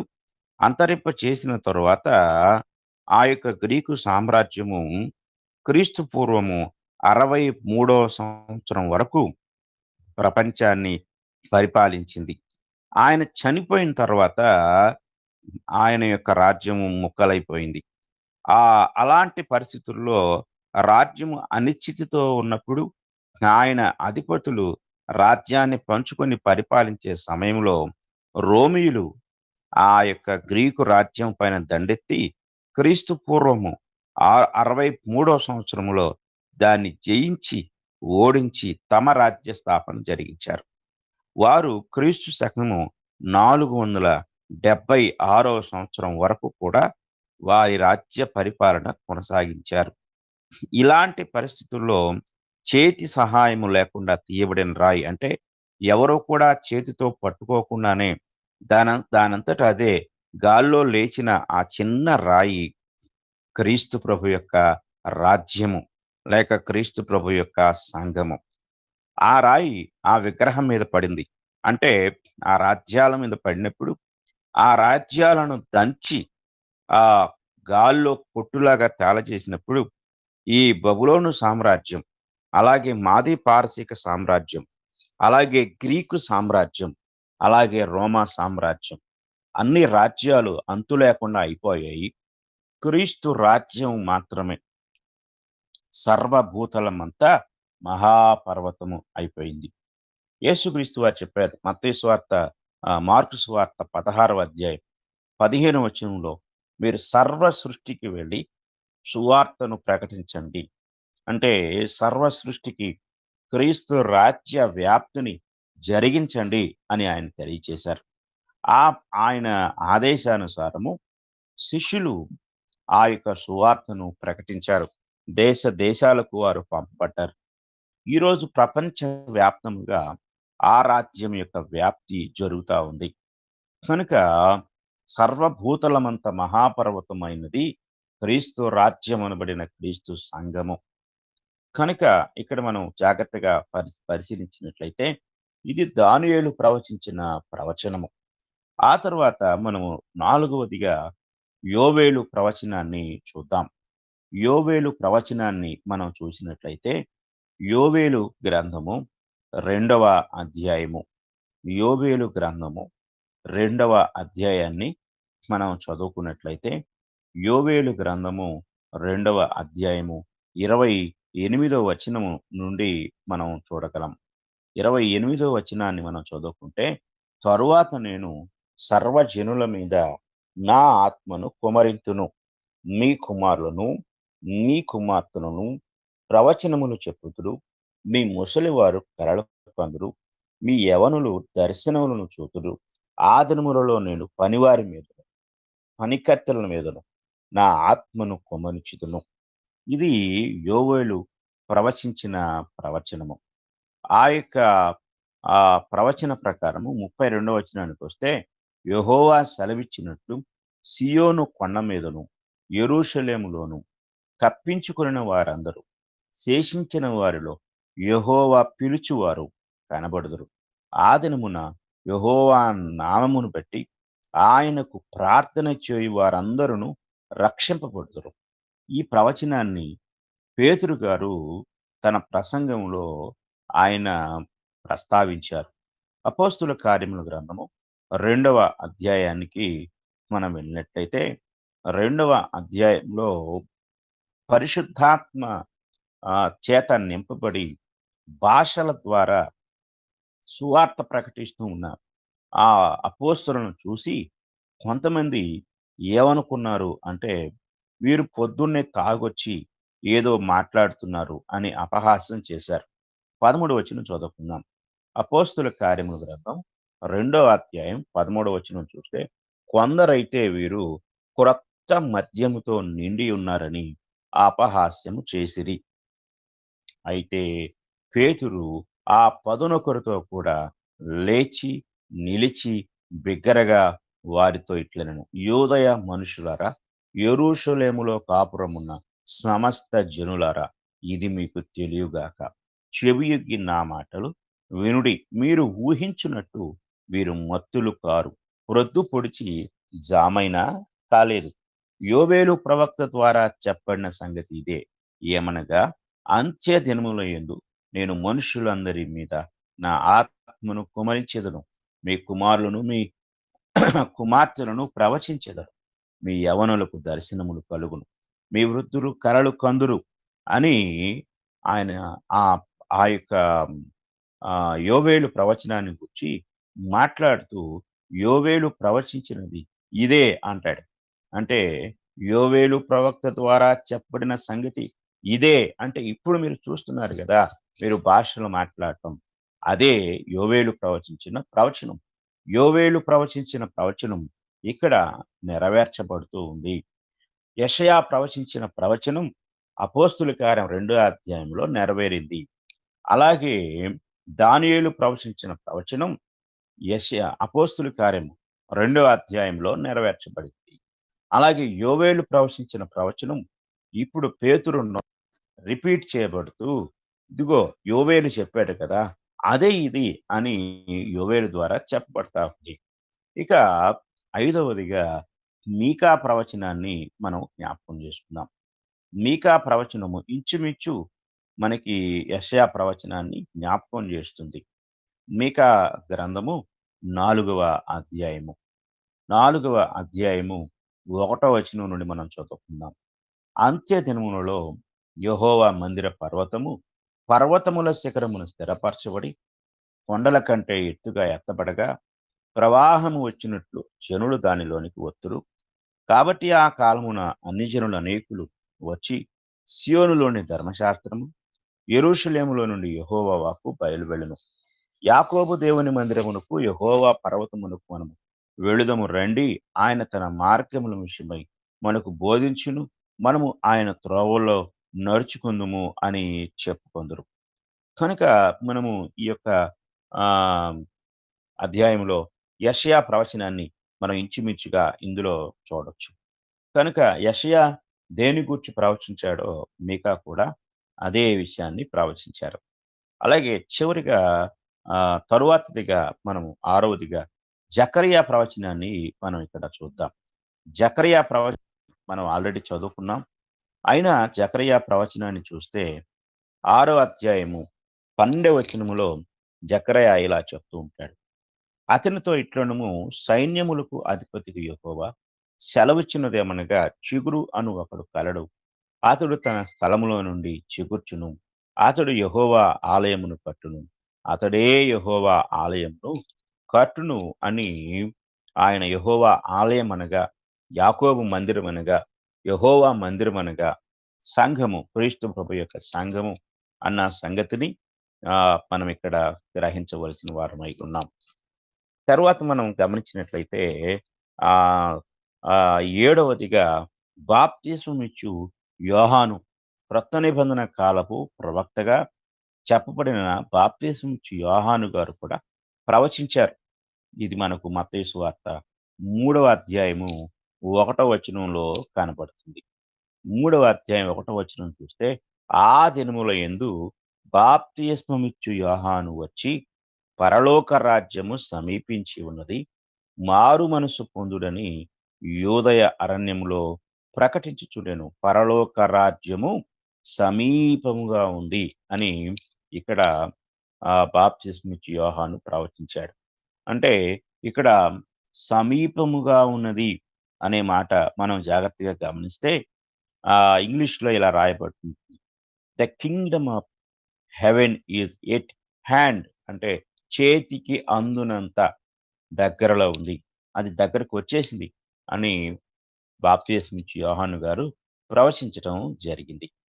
ఆ తర్వాత ప్రభు అయిన యేసుక్రీస్తు వారు కూడా బాప్తిస్మిచ్చి యోహాను గారి చేత బాప్తిస్మము పొంది, ఆ బాప్తిస్మం పొందిన తర్వాత ఆయన అరణ్యములో శోధించబడుటకు ఆయన వెళ్ళి, ఆ ఉపవాసం ఉండి అక్కడ శోధించబడి, శోధనను జయించి, ఆ తర్వాత ఆయన మరి సువార్త ప్రకటించారు. మత్తయి సువార్త 4వ అధ్యాయం 17వ వచనంలో, అప్పటి నుండి యేసు పరలోక రాజ్యము సమీపించున్నది గనుక మారు మనసు పొందుడని చెప్పుచు ప్రకటింప మొదలుపెట్టెను. కాబట్టి ఏ రాజ్యాన్ని గూర్చి, రాజ్య సింహాసనాన్ని గూర్చి సమూయేలు ప్రవచించాడో, యెషయా ప్రవచించాడో, దానియేలు మరి చేతి సహాయము లేకుండా తీయబడిన రాయిగా ప్రవచించాడో, అలాగే యోవేలు ప్రవచించాడో, అంత్య దినములలో మరి మనుషులందరి మీద నా ఆత్మను కుమ్మరిస్తాను అని అపోస్తుల మీద కుమ్మరించబడిన పరిశుద్ధ ఆత్మను గూర్చి ఆయన ముందుగానే ప్రస్తావించాడో, అలాగే మీకా ప్రవచించాడో, జకరియా ప్రవచించాడో, బాప్తిస్మిచ్చి యోహాను ప్రవచించాడో, చివరిగా రాజుగా, ప్రవక్తగా, యాజకునిగా చెప్పబడిన మన ప్రభు అయిన యేసుక్రీస్తు వారు ప్రవచించిన ఆ ప్రవచనం అనగా ఇప్పుడు చెప్పుకున్న రాజ్యాన్ని గూర్చి, ఆ తరువాత మత్తయి సువార్తలోనే 16వ అధ్యాయం 18వ వచనంలో చెప్పబడిన మాట, పలుకుబడిన మాట, మరియు నీవు పేతురువు, ఈ బండ మీద నా సంఘమును కట్టుదును, పాతాళ లోక ద్వారములు దాని ఎదుట నిలువ నేరమని నీతో చెప్పుచున్నాను. పరలోక రాజ్యము యొక్క తాళపు చెవులు నీకిచ్చెదను. నీవు భూలోకమందు దేని బంధించుదువో అది పరలోకమందును బంధింపబడును, భూలోకమందు దేన్ని విప్పుదువో అది పరలోకమందును విప్పబడునని అతనితో చెప్పాను. కనుక మనం జాగ్రత్తగా పరిశీలించినట్లయితే ఇక్కడ ఇందరి ప్రవచనాలు, మరలా మనం అపోస్తుల కార్యములు 3వ అధ్యాయానికి వెళ్ళినట్లయితే 3వ అధ్యాయంలో పేతురు నోట పలుకబడుతున్న మాట 3వ అధ్యాయం 24వ వచనంలో, మరియు సమూయేలు మొదలుకొని ఎందరు ప్రవక్తలు ప్రవచించరో వారందరూ ఈ దినమును గూర్చి ప్రకటించిరి. ఆ ప్రవక్తలకును దేవుడు అబ్రహాముతో నీ సంతానమందు భూలోక వంశములనియు ఆశీర్వదింపబడునని చెప్పి మీ పితరులతో చేసిన నిబంధనకు మీరును వారసులై ఉన్నారు. దేవుడు తన సేవకును పుట్టించి మీలో ప్రతి వానిని వాని దుష్టత్వము నుండి మళ్లించుట వలన మిమ్మును ఆశీర్వదించుటకు ఆయనను మొదట మీ యొద్దకు పంపెనని చెప్పాను. కాబట్టి ఇక్కడ మనము జాగ్రత్తగా పరిశీలన చేసినట్లయితే ఇక్కడ సంఘము దేవుని ప్రణాళికలో దాగి ఉంది, సంఘము ప్రవక్తల రచనల్లో దాగి ఉంది. దాగి ఉన్న ఆ యొక్క ప్రవచనాలన్నీ కూడా ప్రవక్తలు ఒకరి వెంట ఒకరు ప్రవచించుకుంటూ వచ్చారు. కనుక నిన్నటి దినాన ప్రణాళికలో దాగి ఉన్న సంఘాన్ని గురించి మనం చెప్పుకున్నాము. నేటి దినాన ప్రవక్తల రచనల్లో దాగి ఉన్న సంఘాన్ని గురించి మనం చెప్పుకున్నాం. కనుక ప్రియమైన వారులారా, క్రీస్తు ప్రభు యొక్క సంఘము తలవని తలంపుగానో లేక అప్పటికప్పుడుగా అది ఏర్పరచబడినట్లుగా మనం గ్రహించకూడదు. దేవుని యొక్క అనాది సంకల్పంలో సంకల్పించబడినది, ప్రవక్తల ద్వారా ప్రవచించబడినదిగా క్రీస్తు ప్రభు యొక్క సంఘాన్ని మనము గ్రహించాలి. కనుక క్రీస్తు ప్రభు యొక్క సంఘము ఈరోజు మనుషులు తలంచినట్లుగా తలచిన తలంపు కాదు, అది దేవుని యొక్క ప్రణాళిక అని, ప్రవక్తల ద్వారా ప్రవచించబడినది అని మనం గ్రహించాలి. కనుక ఈరోజు ఒకవేళ మీరు ఈ సంఘాన్ని గురించి ఇంకా తెలుసుకోకపోయినట్లయితే, మనుషులు కల్పించిన ఒకవేళ సంఘములలో మీరు ఉన్నట్లయితే మీకు రక్షణ లేదు అనే సత్యాన్ని గ్రహించండి. ఎందుకంటే దేవుడు ముందుగానే తాను ఈ భూమి మీద స్థాపించవలసిన సంఘాన్ని గూర్చి ప్రణాళిక కలిగి ఉన్నాడు. అలాగే ఆ ప్రణాళిక ప్రకారం తన సంఘాన్ని ఆయన స్థాపించాడు. ఆ యొక్క ప్రణాళికను గూర్చి ఇక్కడ పేతురు చెప్తూ అపోస్తుల కార్యముల గ్రంథం 4వ అధ్యాయం 12వ వచనములో ఆయన ఈ మాట చెప్తూ ఉన్నాడు. 4వ అధ్యాయము 12వ వచనాన్ని మనం చదువుతున్నాం. మరి ఎవని వలనను రక్షణ కలుగదు, ఈ నామముననే మనము రక్షణ పొందవలను గాని ఆకాశం క్రింద మనుషుల్లో ఇయ్యబడిన మరి ఏ నామమున రక్షణ పొందలేము అనెను. కనుక క్రీస్తు నామములో, క్రీస్తు పేరు పెట్టబడిన సంఘములో దేవుడు రక్షణను దాచి ఉంచారు. కనుక ఇంకా ఆ సంఘాన్ని గూర్చిన ఆ విషయాలు మనం ఒకదాని వెంట ఒకటి నేర్చుకుందాం, ధ్యానిద్దాం. ఆ సంఘములో దేవుడు ఇంకా ఎలాంటి ఆలోచన కలిగి ఉన్నాడో, ఆ సంఘము పట్ల, ఆ సంఘ నిర్మాణం ఎలా జరిగిందో, ఆ సంఘ నిర్వహణ ఎలా జరగాలని పరిశుద్ధాత్ముడు తన గ్రంథములో రాసి ఉంచాడో, ఆ సంగతులు ఒకదాని వెంట ఒకటి మనము ధ్యానిస్తూ ముందుకు సాగుదాం. కాబట్టి ఇంతవరకు మరి మనం ఈ నేడు తెలుసుకున్న వాక్యాన్ని శ్రద్ధతో మీరు ఎంతో ఓపికగా విన్న మీ అందరికీ కూడా నా హృదయపూర్వక వందనములు తెలియచేస్తూ ఈ మాటలు ముగిస్తూ ఉన్నాను. అందరికీ వందనములు.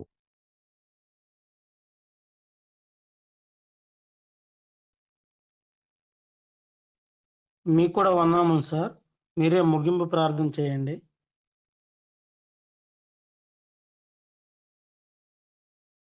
పరిశుద్ధుడు అయిన తండ్రి, ప్రేమ కలిగిన దేవ, మీ ఘనమైన నామానికి స్తుతులు, స్తోత్రములు, కృతజ్ఞతలు చెల్లిస్తా ఉన్నాం.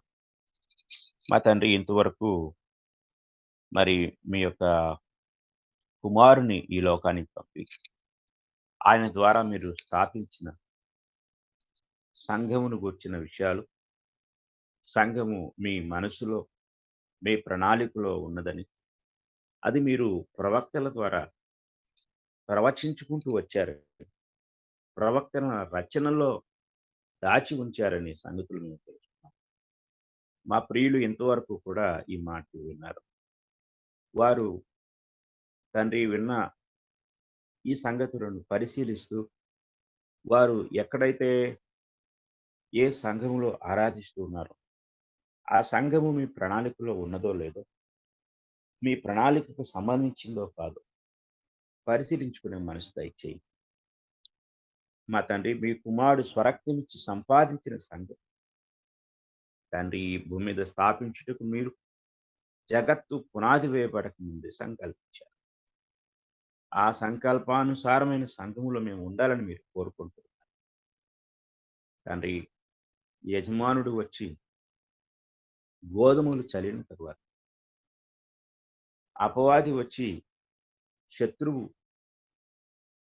ఆ యొక్క గోధుమల మధ్య గురుగులు చల్లినట్టుగా మీరు మీ కుమారుని చేత స్థాపించిన సంఘాన్ని మరుగు చేయడానికి అపవాది నానా విధమైన పేర్లతో, నానా విధమైన సిద్ధాంతాలు ఈ భూమి మీద స్థాపించిన గురుగులు లాంటి సంఘాలలో ఒకవేళ మేము ఉంటే తీర్పు దినాన మీరు ఆ యొక్క గురుగులను అగ్నితో కాల్చివేస్తారు. మీ వాక్యం ద్వారా సెలవిచ్చారు. మేము అగ్నితో కాల్చివేయబడేవారం కాక తండ్రి, మీ నిత్యరాజ్యములో చార్చబడేవారు మీ కుమారుని సంఘాన్ని కూర్చు తండ్రి, మీ గ్రంథంలో ఇంకా ఎన్ని సంగతులు ఉన్నాయి, శ్రద్ధతో ఓపికతో వింటూ మీ కృప ద్వారా ఆ సంగతులను మా హృదయాల్లో దాచుకుని కాకి మాకు దయచేయండి. ఇంకా సంఘాన్ని కూర్చి మీరు ఏ ఏ సంగతులు బయలుపరుస్తున్నారో వాటన్నిటిని మేము శ్రద్ధతో ధ్యానించే కృపను. అలాగే ఉదయకాల సమయంలో నాకంటే ముందుగా ప్రార్థన చేసిన వారు, పాటలు పాడిన వారు, వాక్యము చదివిన వారు, వాక్యాన్ని బోధించని కూడా మీరు దీవించి ఆశీర్వదించండి. అలాగే మా తండ్రి, మరి బలహీనులుగా ఉన్నవారిని మీరు జ్ఞాపకం చేసుకోనండి.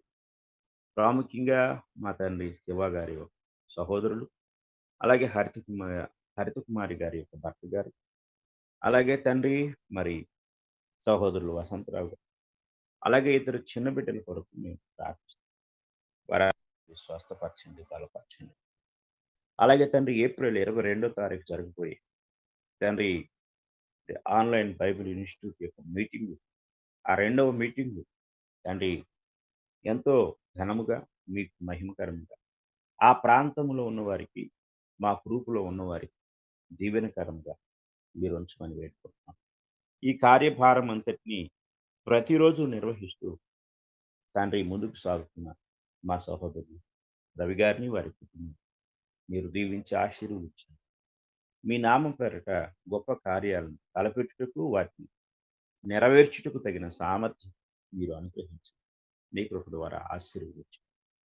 ఈ ఉదయకాల సమయంలో మా ప్రియులందరినీ మీ కృప కలిగిన హస్తం ఈ ప్రార్థన మా ప్రభువైన యేసు పరిశుద్ధ నామంలో అడిగి వేడుకుంటున్నాం. ఆమేన్.